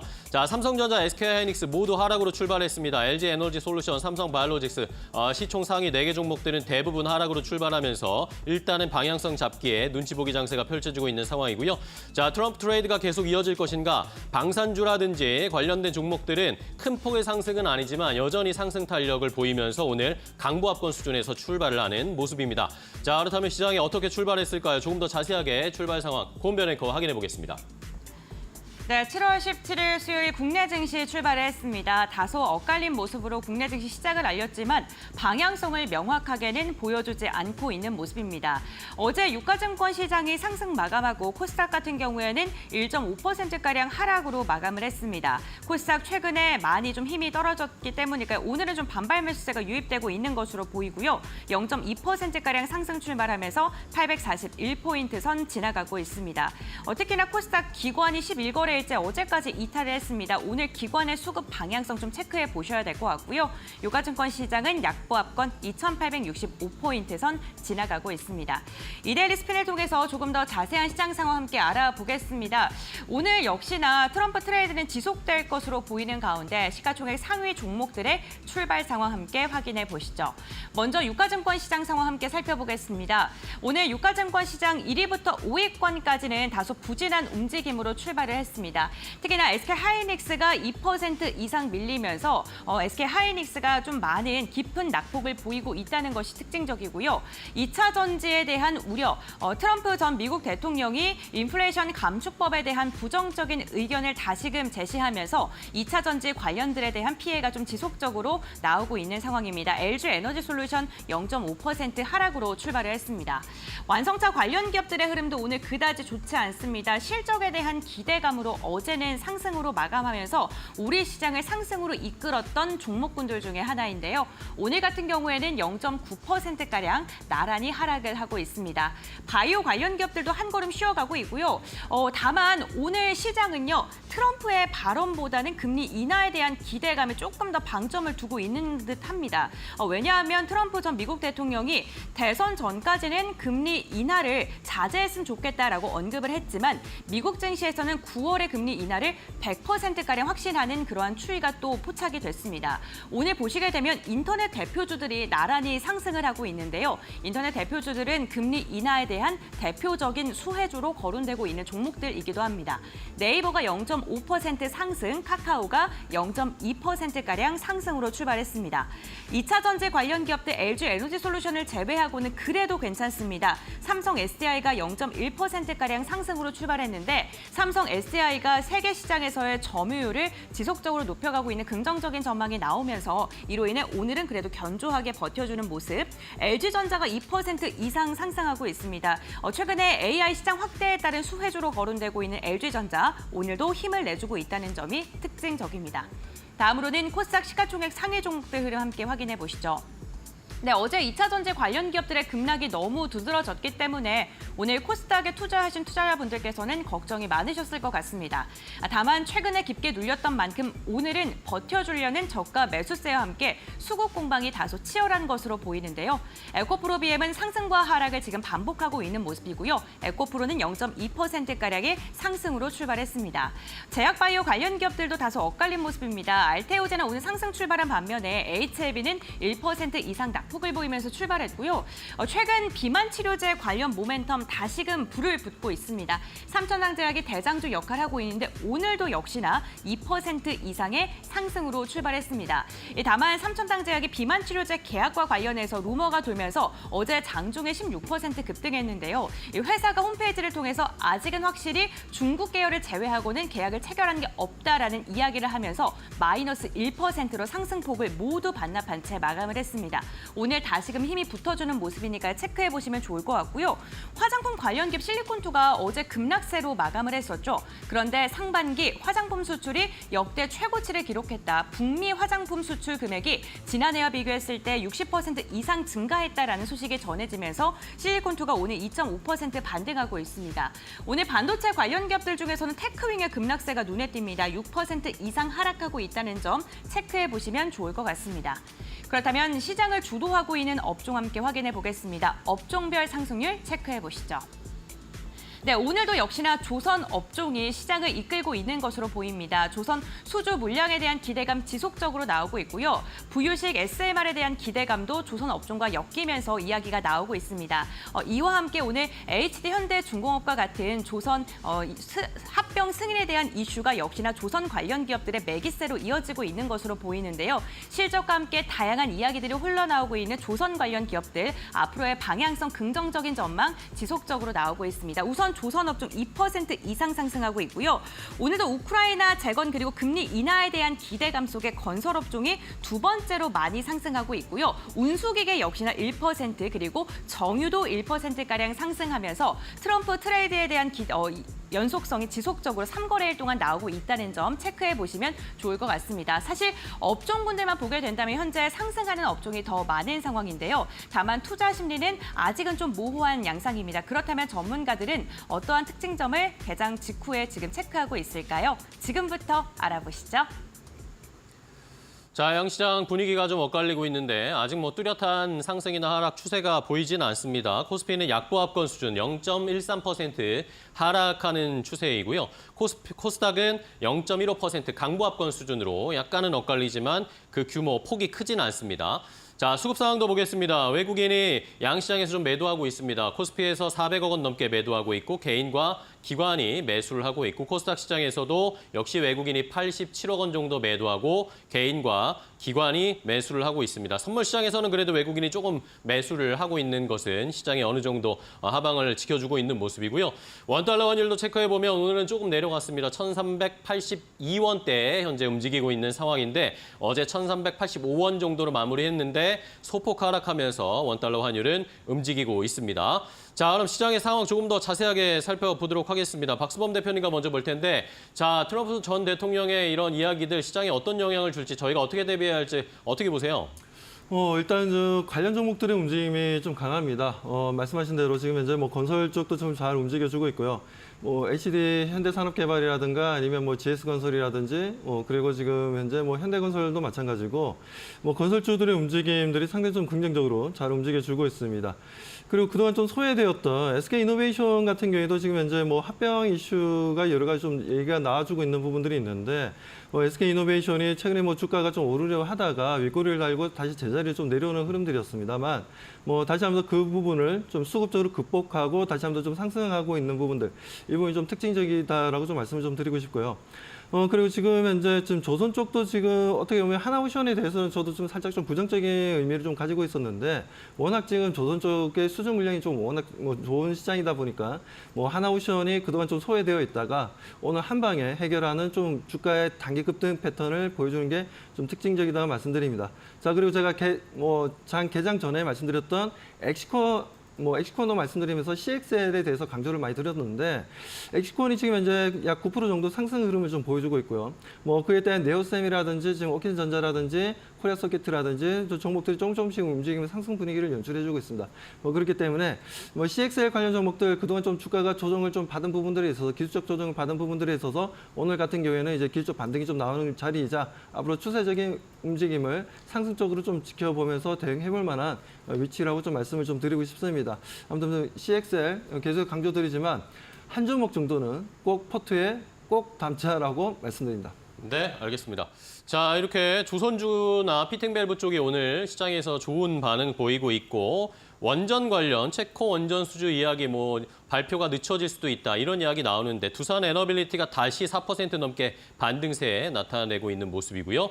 자, 그렇다면 이번에는 신립섭 위원과 시장 더 자세하게 살펴보겠습니다. 아까 말씀해 주신 비만 치료제 관련 종목들 좋고요. 시장 어떻게 보고 계세요? 네, 아까 저희가 했던 그 6개 이슈가 거의 지금 다 이 지금의 특징으로 그대로 나타나고 있습니다. 지금 아까 전에 일단 말씀드렸던 비만 치료제가 지금 워낙 강세거든요, 지금. 그 위고비랑 젯바운드가, 위고비는 이제 그 노보노디스크의 비만 치료제고 젯바운드는 일라일리의 비만 치료제잖아요. 걔네들은 어쨌든 간에 일주일에 한 번 맞는 거고, 그 맨 이전에 싹센다라고 하루에 한 번 맞는 게 있었죠. 하루에 한 번 맞는 주사가 힘드니 일주일에 맞는 주사로 늘려줬는데, 일주일에 맞던, 한 달 만에 맞던, 1년에 한 번을 맞던 주사 자체가 싫어요, 사람들이. 그렇기 때문에 그거를 다른 제형으로 만약 변경만 해서 만약에 허가만 돼서 시장에 출시만 된다면 이거는 정말 센세이션을 일으킬 수가 있거든요. 이 어떤 효능 효과만 비슷하다면 사람들은 편의성을 찾게 되니까요. 그래서 3,000당 제약이 뭐 물론 지금 임상 1상도 하지 않았지만 경구용으로 개발한다고 해서 지금 저렇게 난리가 난 것이고, 거기서 더 나아가서 아예 입에 대는 것도 싫어하시는 분도 있잖아요. 경구용 알약조차도 싫어하시는 분. 그럼 이제 패치를 붙인다고 해서 아까 마이크로 니들 패치가 나온 거잖아요. 그래서 지금 3,000단 제약이 역사상 신고가를 돌파했고요. 대원 제약이 지금 15.52%에서 80% 급등을 하고 있고요. 라파스가 15% 급등을 하고 있습니다. 그러니까 지금 비만 치료제가 여기까지 옮겨 붙은 거죠. 제형 변경으로 완전히 불 붙어가지고 지금 날아가고 있고, 그러니까 알테오젠, 리가켄 바이오, 펩트론, ABL 바이오 플랫폼 기술 수출, 그리고 HLB로 대변되는 신약 개발, 여기로 이어진 게 지금 비만 치료제의 제형 변경 쪽까지 이어져서 지금 바이오는 아직도 뜨거운 순환매를 기록하고 있다. 이렇게 보시면 될 것 같고요. 뭐 바이오에 자신 있거나 바이오 관심 있으신 분은 여전히 공략 가능하다. 근데 워낙에 빨리 움직이니까 그 대응 가능하시는 분만 하시면 될 것 같고, HD 현대그룹주도 초강세입니다. 지금 조선주가 초강세기 때문에 당연히 HD 현대, HD 한국조선해양 중간 지주회사랑 전체 지주회사를 갖고 있는, 어차피 다 조선그룹이에요. 조선이란 기계를 품고 있는 이 주요 지주회사들이기 때문에 지금 잘 보셔야 될 것 같고, 하나오션부터 시작이죠. 하나오션이 대우조선해양이었잖아요. 지금 사실 하나그룹에 들어간 뒤에 하나에어로스페이스는 지금 뭐 완전 폭등을 했죠. 근데 하나오션도 결국에는 하나그룹으로 들어왔기 때문에 하나오션으로 들어오고 나서 바뀐 점이 뭔가요? 대우조선해양이. 대우조선해양이 원래 군함에 강점이 있는 회사잖아요. 그래서 육군과 공군을 아우르는, 하나 시스템에서 공군의 라이다를 만들고, 육군의 지금 뭐 저기 뭐 자주포라던가 이런 것들은 굉장히 수출이 이미 많이 됐잖아요. 육해 공중의 해군을 담당하는 게 바로 대우조선해양이에요. 결국 하나그룹 안으로 들어왔기 때문에 조선 일반적인 배도 만들지만 하나오션은 군함에 대한 강점이 있기 때문에 하나의 또 메리트가 있다. 그리고 뭐 다른 삼성중공업이나 현대미포나 이런 것도 다 급등을 하고 있습니다. 그래서 저번에 말씀드린 세진중공업이라는 종목이 먼저 갈 때 얘기를 분명히 드렸어요, 이 시간에.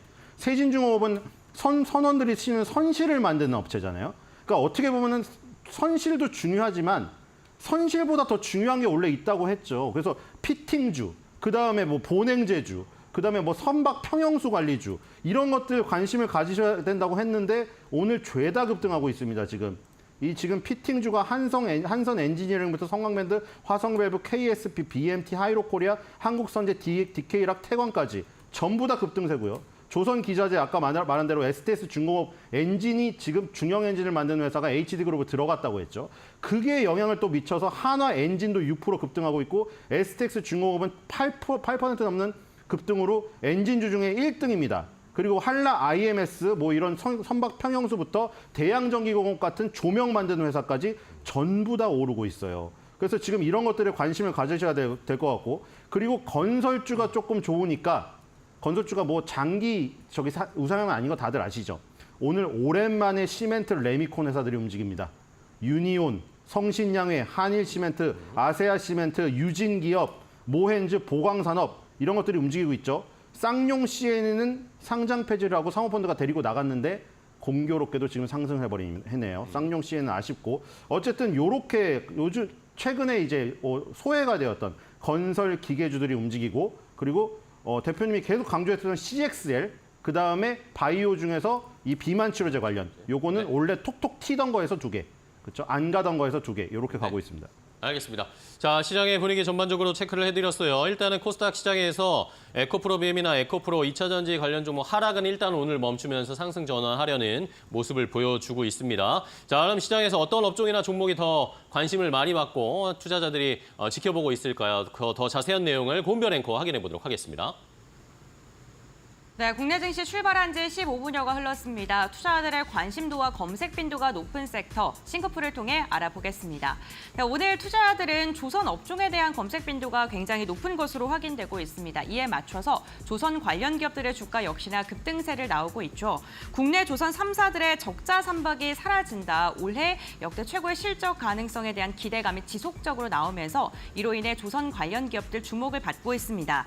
밸류체인 하단에 있는 피팅 밸브 종목들의 대한 매기세도 확산이 되고 있는 상황입니다. 지금 조선주의 강세 속에 관련 수혜에 대한 기대감이 나오고 있기도 하고요.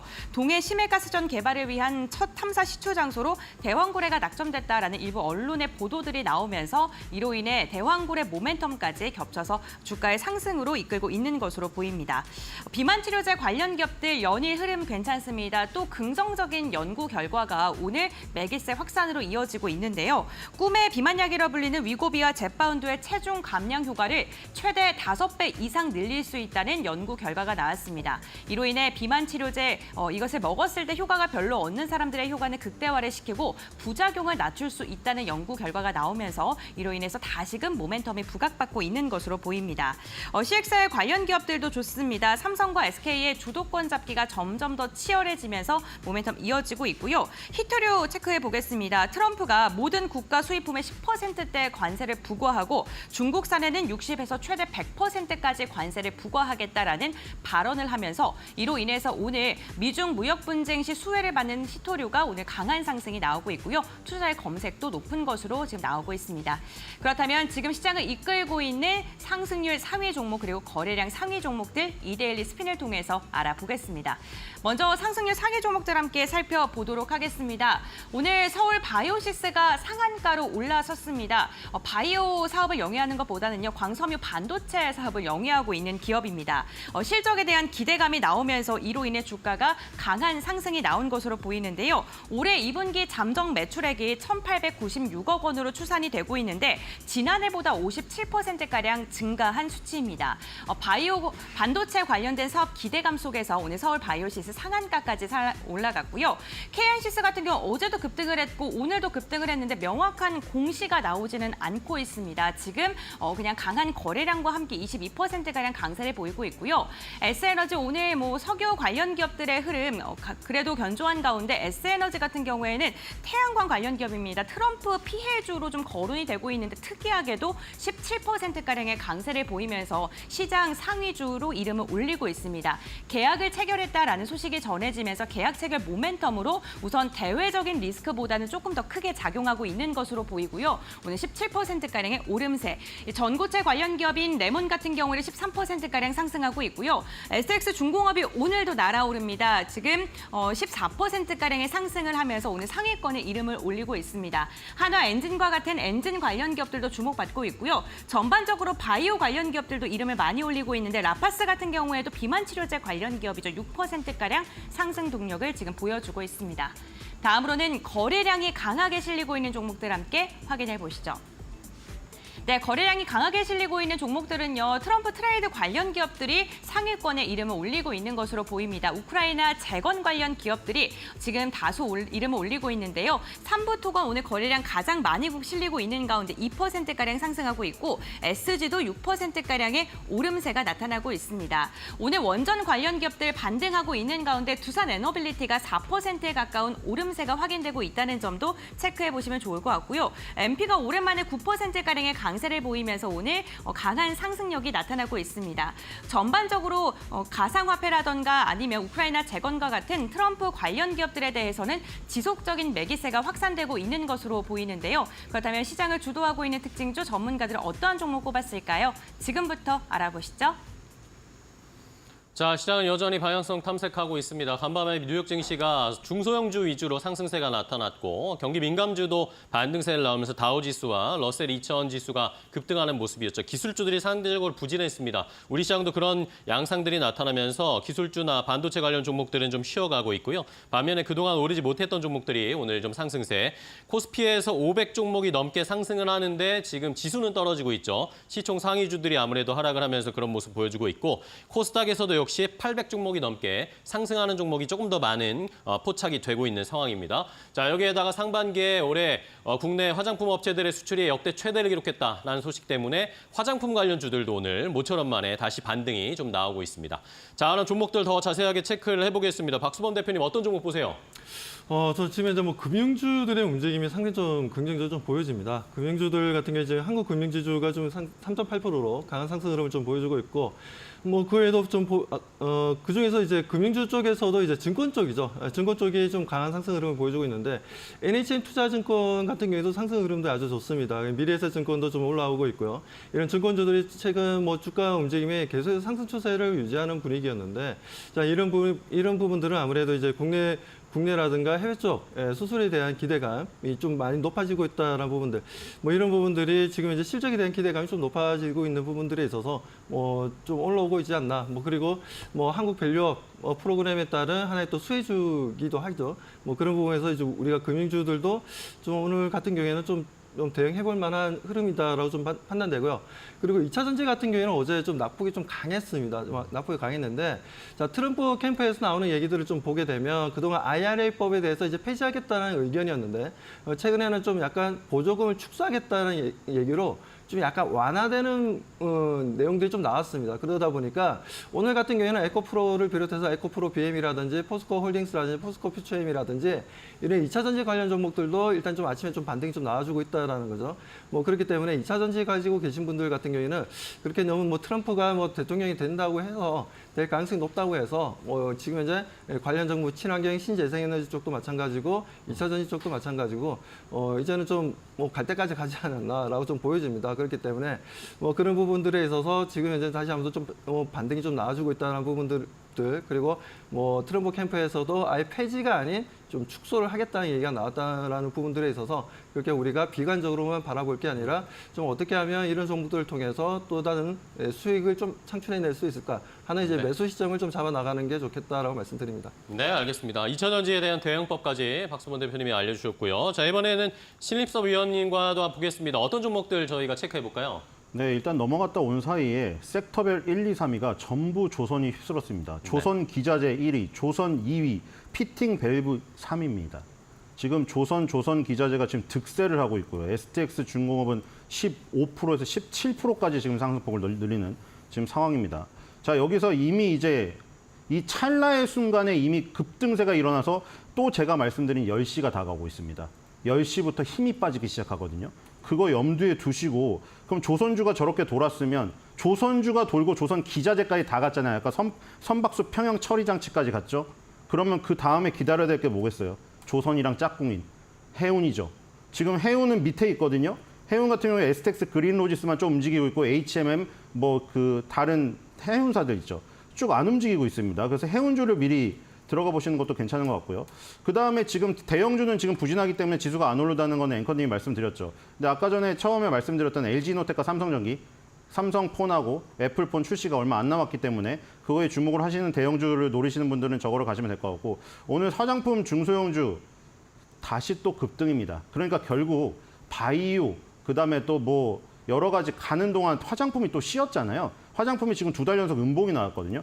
그랬더니 또 기술적 이격이 좁아지니까 기다렸다는 듯이 급등을 하고 있습니다. 지금 아이패밀리 SC, 일본 향이죠. 로맨을 로손 편의점에 파는, 그리고 지금 클리오, 올리브영 향이라고 할 수가 있겠죠. 올리브영 올영 세일 계속 시작됩니다, 이제.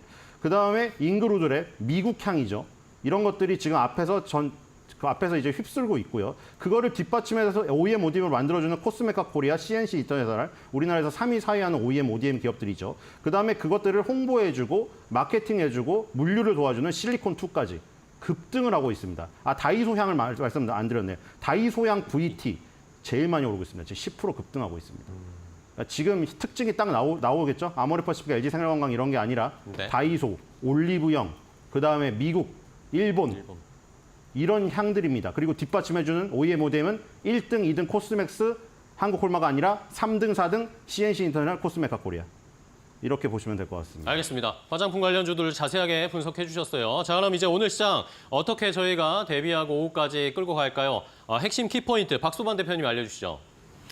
네, 뭐 오늘 같은 경우에는 제가 뭐 그 말씀드렸는데 뭐 반도체 자동차가 국내 시장에서 지금 이제 이끌 것이다라고 좀 봤는데 일단 지금 현재는 아침에는 좀 다들 약세 흐름을 좀 보여주고 있습니다. 삼성전자도 마찬가지고 SK하이닉스도 마찬가지고 현대차와 기아차의 약세 흐름을 좀 보여주고는 있지만 오히려 이렇게 약세 흐름을 보여줄 때가 매수할 수 있는 저를 좀 찬스라고 저는 봅니다. 항상 우리가 주가가 상승할 때 뭐 추격 매수하는 것보다 이렇게 좀 어느 정도 좀 물량을 소화시키면서 조정을 좀 받을 때가 우리가 좀 다시 한 번 더 기회를 잡고 들어가 볼 만한 위치라는 거죠.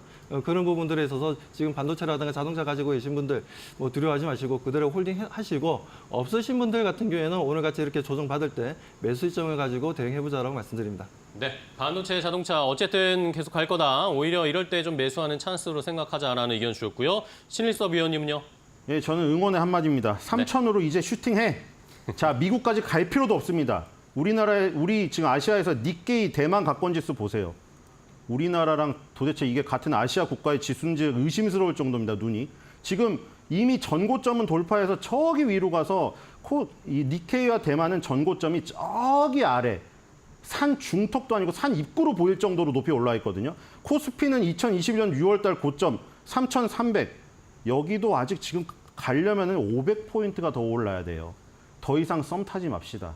연애할 때 썸 오래 타면 지긋지긋해서 떠납니다. 이제는 제발 사귀세요. 3천으로 슈팅해. 알겠습니다. 좋습니다. 코스피 3천까지 쭉 올라갈 수 있을지 그동안 못 간 것들 좀 만회할 필요가 있습니다. 자, 두 분과 함께 오늘 장기 출발 준비해봤는데요. 좋은 전략과 종목까지 소개해 주셔서 감사하고 다음 시간에 또 뵙겠습니다. 고맙습니다.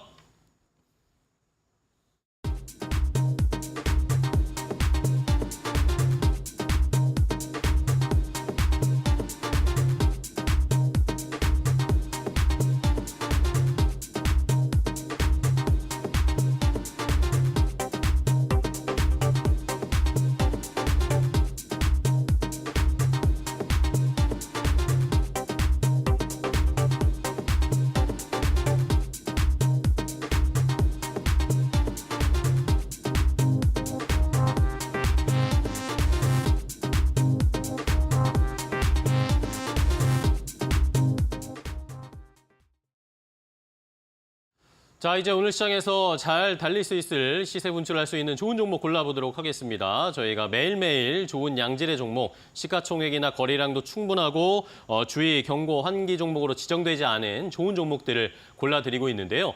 자, 오늘도 함께 종목 선정해 보겠습니다. 오늘은 메리츠증권 강남금융센터의 황혜수 차장과 함께 종목 이야기 나눠보겠습니다. 안녕하세요. 네, 안녕하세요. 네, 반갑습니다, 차장님. 자, 오늘 시장에서는 어떤 종목 좀 주목하고 계신가요? 삼성물산 말씀드리겠습니다. 삼성물산이요. 뭐 밸류업에 관련된 모멘텀도 있고 뭐 실적도 잘 나오고 있고 삼성그룹주들 최근 분위기 좋은데 어떤 모멘텀 더 살펴볼 수 있을까요? 그렇습니다. 우선 삼성물산 같은 경우에는 말씀해 주신 대로 자회사들의 안정적인 실적 개선세가 작년에 이어서 올해 그리고 내년까지도 꾸준히 나타날 가능성이 높다라는 점이 긍정적이다라고 말씀드릴 수가 있겠는데요.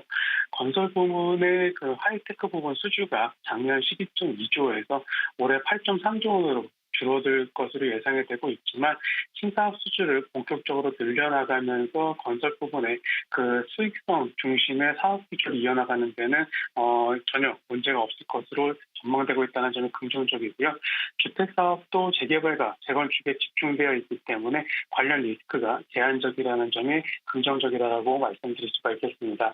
또한 실적을 가장 견인할 수 있는 부분은 건설 외 사업부 부분의 이익 기여도가 굉장히 높아지고 있다는 점인데요. 우선적으로는 삼성바이오로직스의 실적 성장이 가장 두드러지게 볼 수가 있는데 지난 1분기에도 역대 최대 매출과 영업이익을 달성을 했습니다. 삼성바이오로직스는 향후에도 5공장 준공 그리고 5공장의 수주도 현재 나타나고 있는 만큼 삼성물산의 그런 실적 견인에 가장 큰 기여를 할 것으로 전망되고 있다는 점이 긍정적인 부분이다라고 말씀드릴 수가 있겠고요. 그리고 또한 삼성물산 같은 경우는 말씀해 주신 대로 어떤 밸류업 모멘텀이 가장 큰 업체 중 하나인 지주 회사라고 말씀드릴 수가 있겠는데 동사 같은 경우는 앞서 말씀드린 이런 호실적들을 바탕으로 해서 밸류업 모멘텀을 계속해서 늘려나갈 가능성이 있다는 점이 긍정적이다라고 말씀드릴 수가 있겠습니다. 우선 삼성물산 같은 경우에는 23년 2월에 3개년, 25년까지의 주주환원 정책과 장래 사업 계획을 발표를 했는데요. 보유 자사주를 3년간 3조에서 4조 원 가까이 소각하겠다라는 목표를 밝혔고 현재까지 보유 자사주 중에 4.2% 정도를 소각을 했기 때문에 이제 하반기에 접어들었는데요. 하반기부터 조금 더 적극적인 주주 환원 정책을 기대해 볼 수 있다는 점이 긍정적이다 이렇게 말씀을 드리겠습니다. 네, 좋습니다. 삼성물산 어쨌든 올해 초에 밸류업 모멘텀 받으면서 17만 원대까지 올라갔다가 그 뒤로 좀 쉬고 있는데 자, 그러면 그 정고점 다시 돌파할 수 있을까요? 가격 자리를 어떻게 잡을까요? 현재 삼성물산 같은 경우 오늘 주가만 살펴보자면 1% 정도 떠서 출발한 이후에 상승폭을 반납하고 나타나고 있는 모습입니다. 하지만 중장기적인 관점에서는 현재가에 매수하셔도 나쁘지 않은 가격대다라고 말씀을 드리겠고요. 따라서 목표 매수가는 현재가로 말씀을 드리겠고 목표가는 19만 원, 손절가는 13만 원으로 말씀드리겠습니다. 네, 알겠습니다. 삼성물산 정고점 돌파해서 19만 원 정도까지 저희가 목표가 잡고 한번 대응해 보도록 하겠습니다. 오늘 좋은 정보 알려주셔서 감사하고 다음 시간에 또 뵙겠습니다. 고맙습니다. 감사합니다. 네, 잘 들었습니다. 자, 이렇게 오늘장 선발 종목으로 삼성물산 제시를 해드렸습니다. 실적 발표도 앞두고 있는 상황, 호실적도 기대되고 주주 환원 정책이라든지 밸류업의 모멘텀까지 받을 수 있는 삼성물산 오늘 어느 정도까지 상승 탄력 보여줄 수 있을지 잘 지켜보시기 바랍니다. 지금까지 오늘장 선발 종목이었습니다.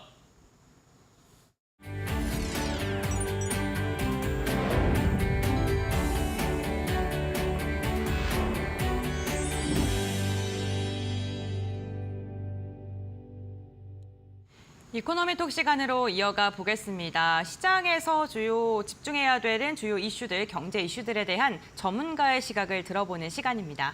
오늘 이 시간 리더스 인덱스의 박주근 대표와 함께합니다. 안녕하십니까? 네, 안녕하세요. 네, 반갑습니다. 오늘도 어떠한 이슈를 집중적으로 다뤄볼까요? 주제 먼저 확인해 보시죠.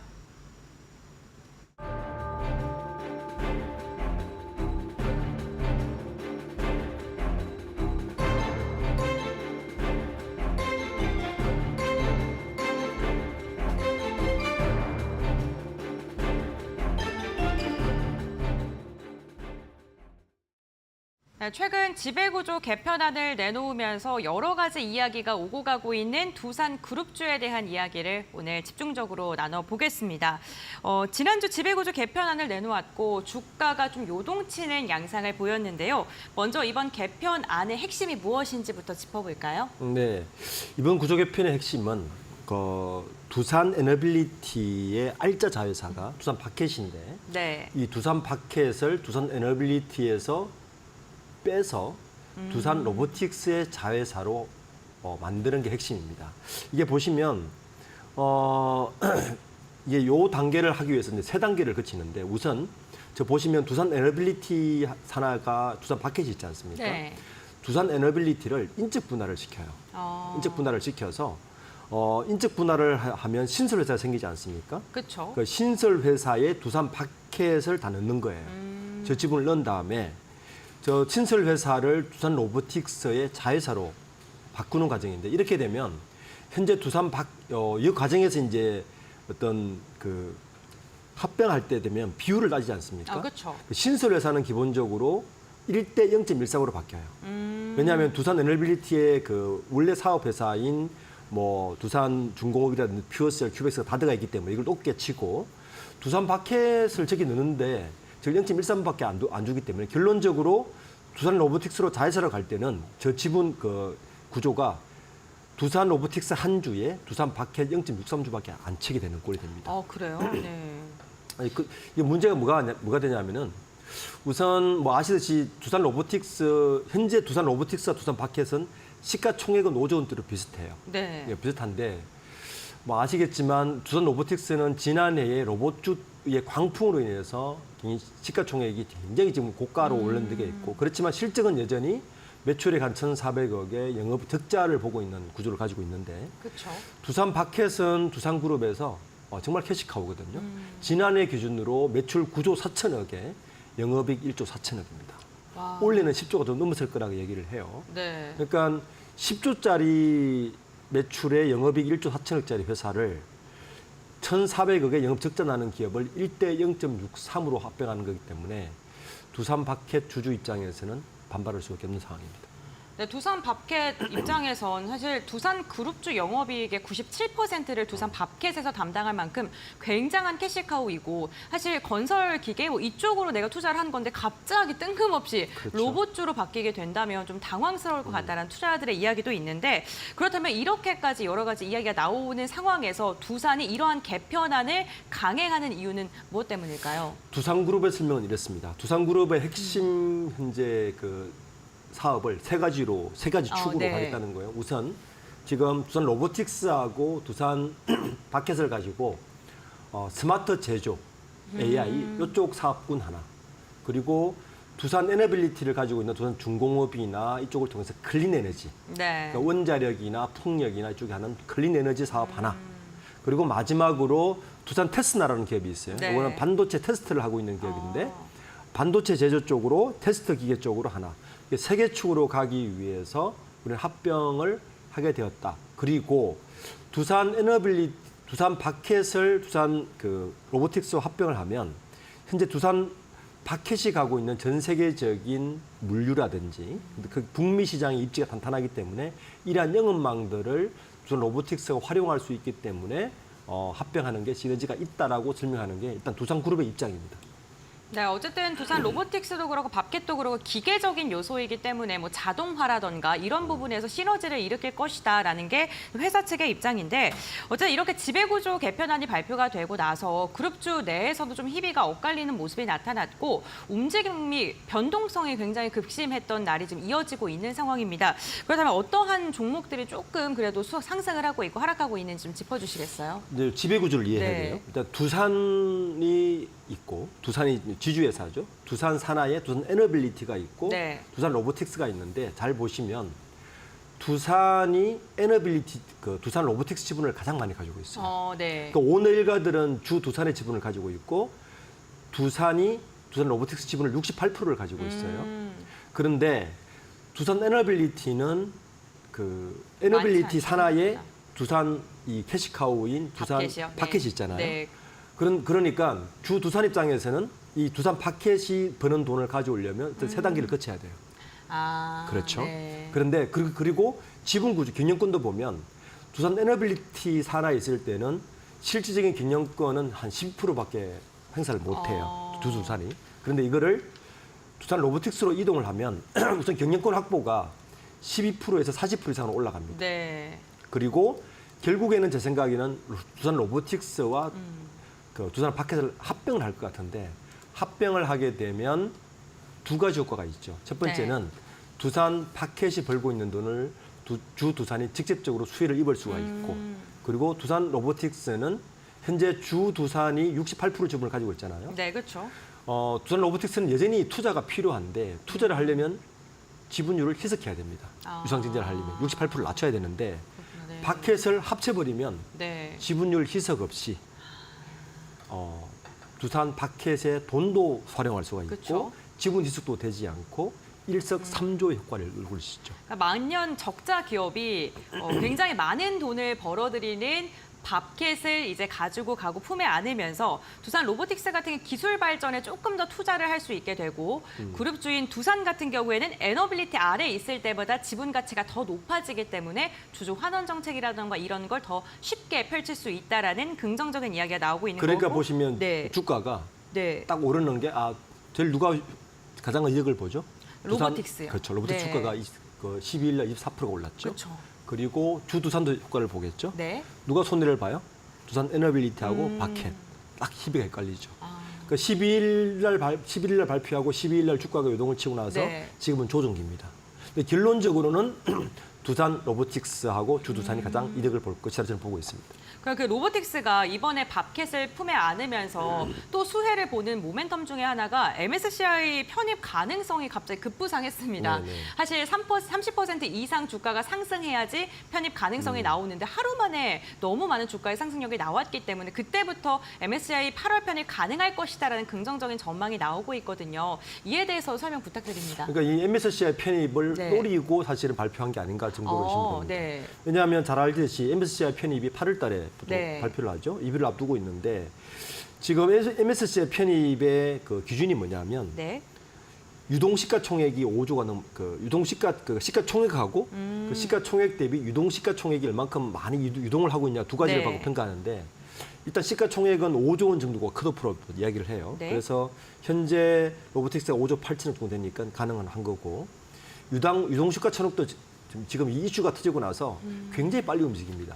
지금 1조 9천억까지 수준으로 알려져 있으니까 일단 MSCI에 들어갈 수 있는 요건을 다 확보를 한 거죠. 만약에 8월 달에 두산 로보틱스가 이 두산 바퀴 인수가 통과되면서 MSCI가 통과를 한다면 네.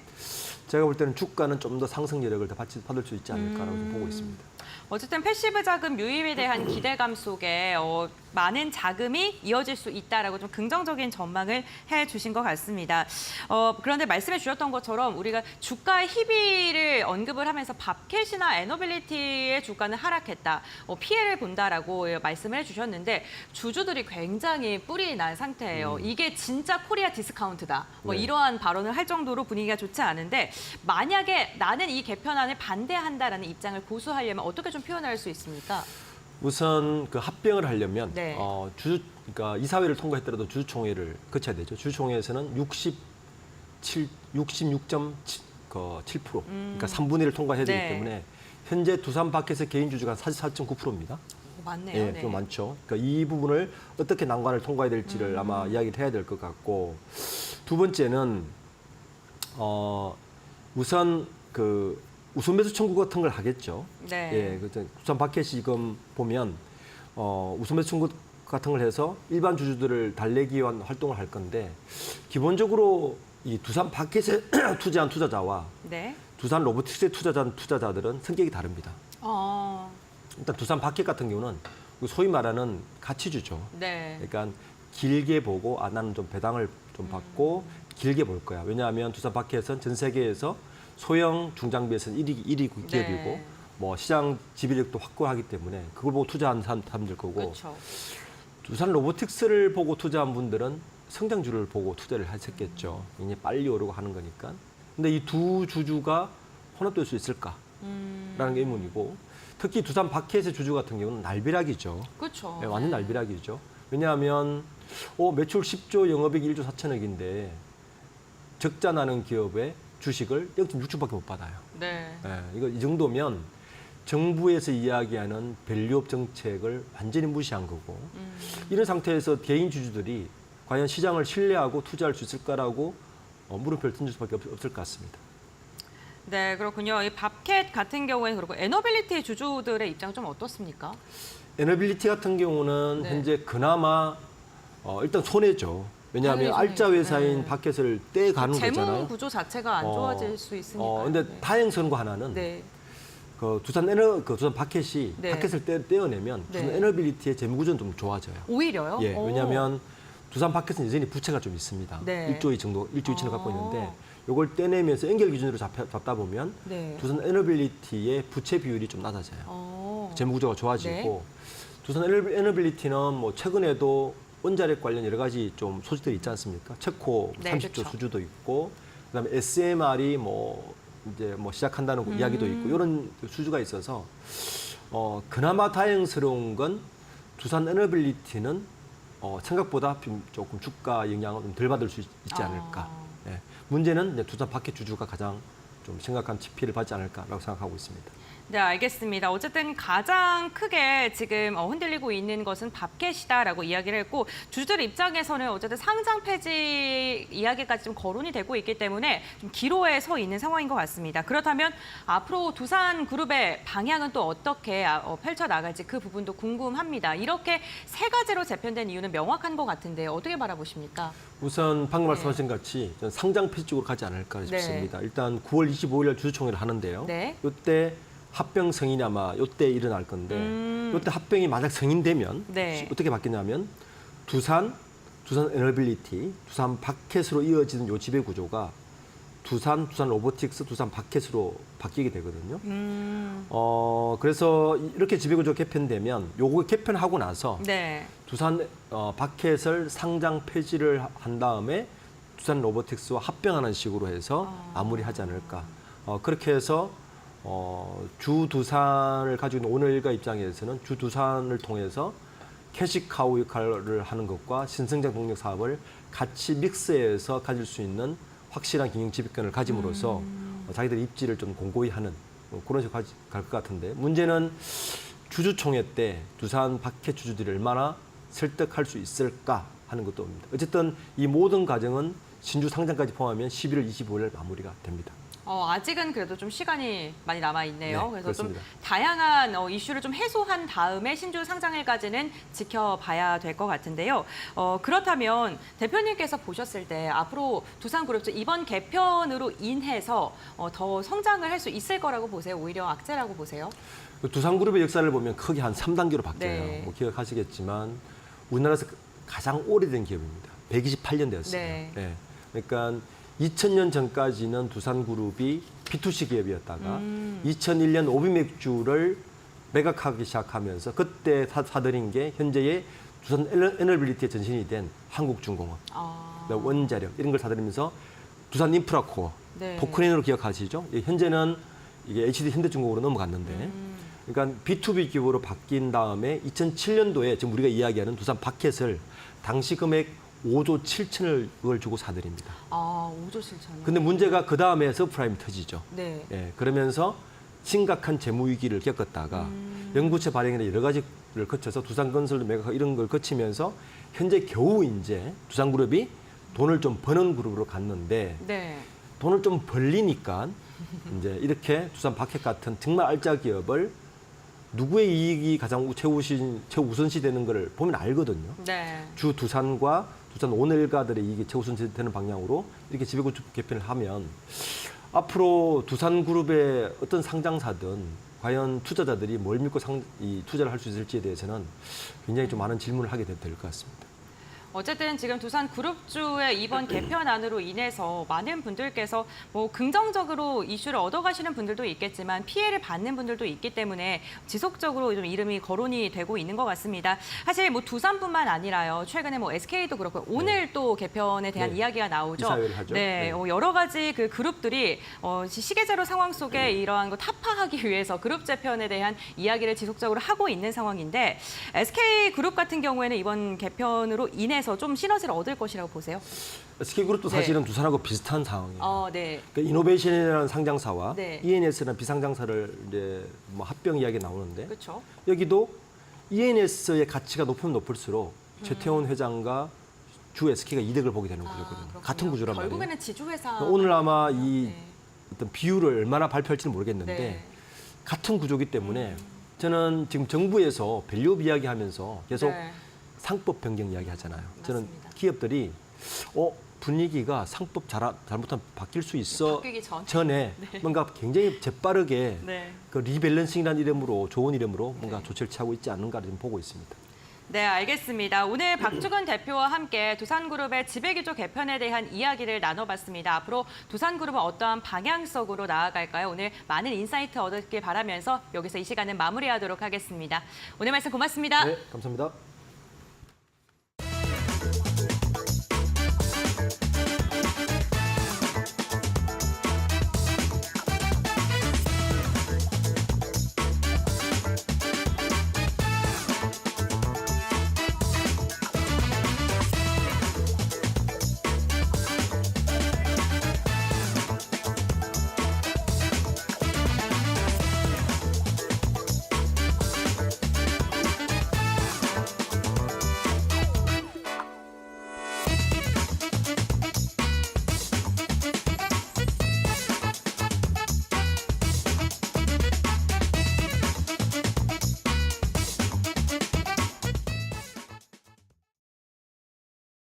자, 시장 일단 삼성전자가 상승 전환하려는 시도를 하고 있어요. 이러다 보니까 코스피 지수도 상승 전환을 지금 시도하고 있는 상황입니다. 뭐 이외에도 지금 비가 중부지방에 굉장히 많이 좀 내리는 것 같습니다. 서울에도 호우경보가 발령이 됐는데 안전에 각별히 유의하시면서 저희 이데일리 TV와 함께해 주시면 감사하겠습니다. 네, 저희는 내일도 건강하고 발빠른 모습으로 여러분들과 함께하겠습니다. 내일 아침 8시에 다시 인사드리겠습니다. 시청해 주신 여러분 고맙습니다.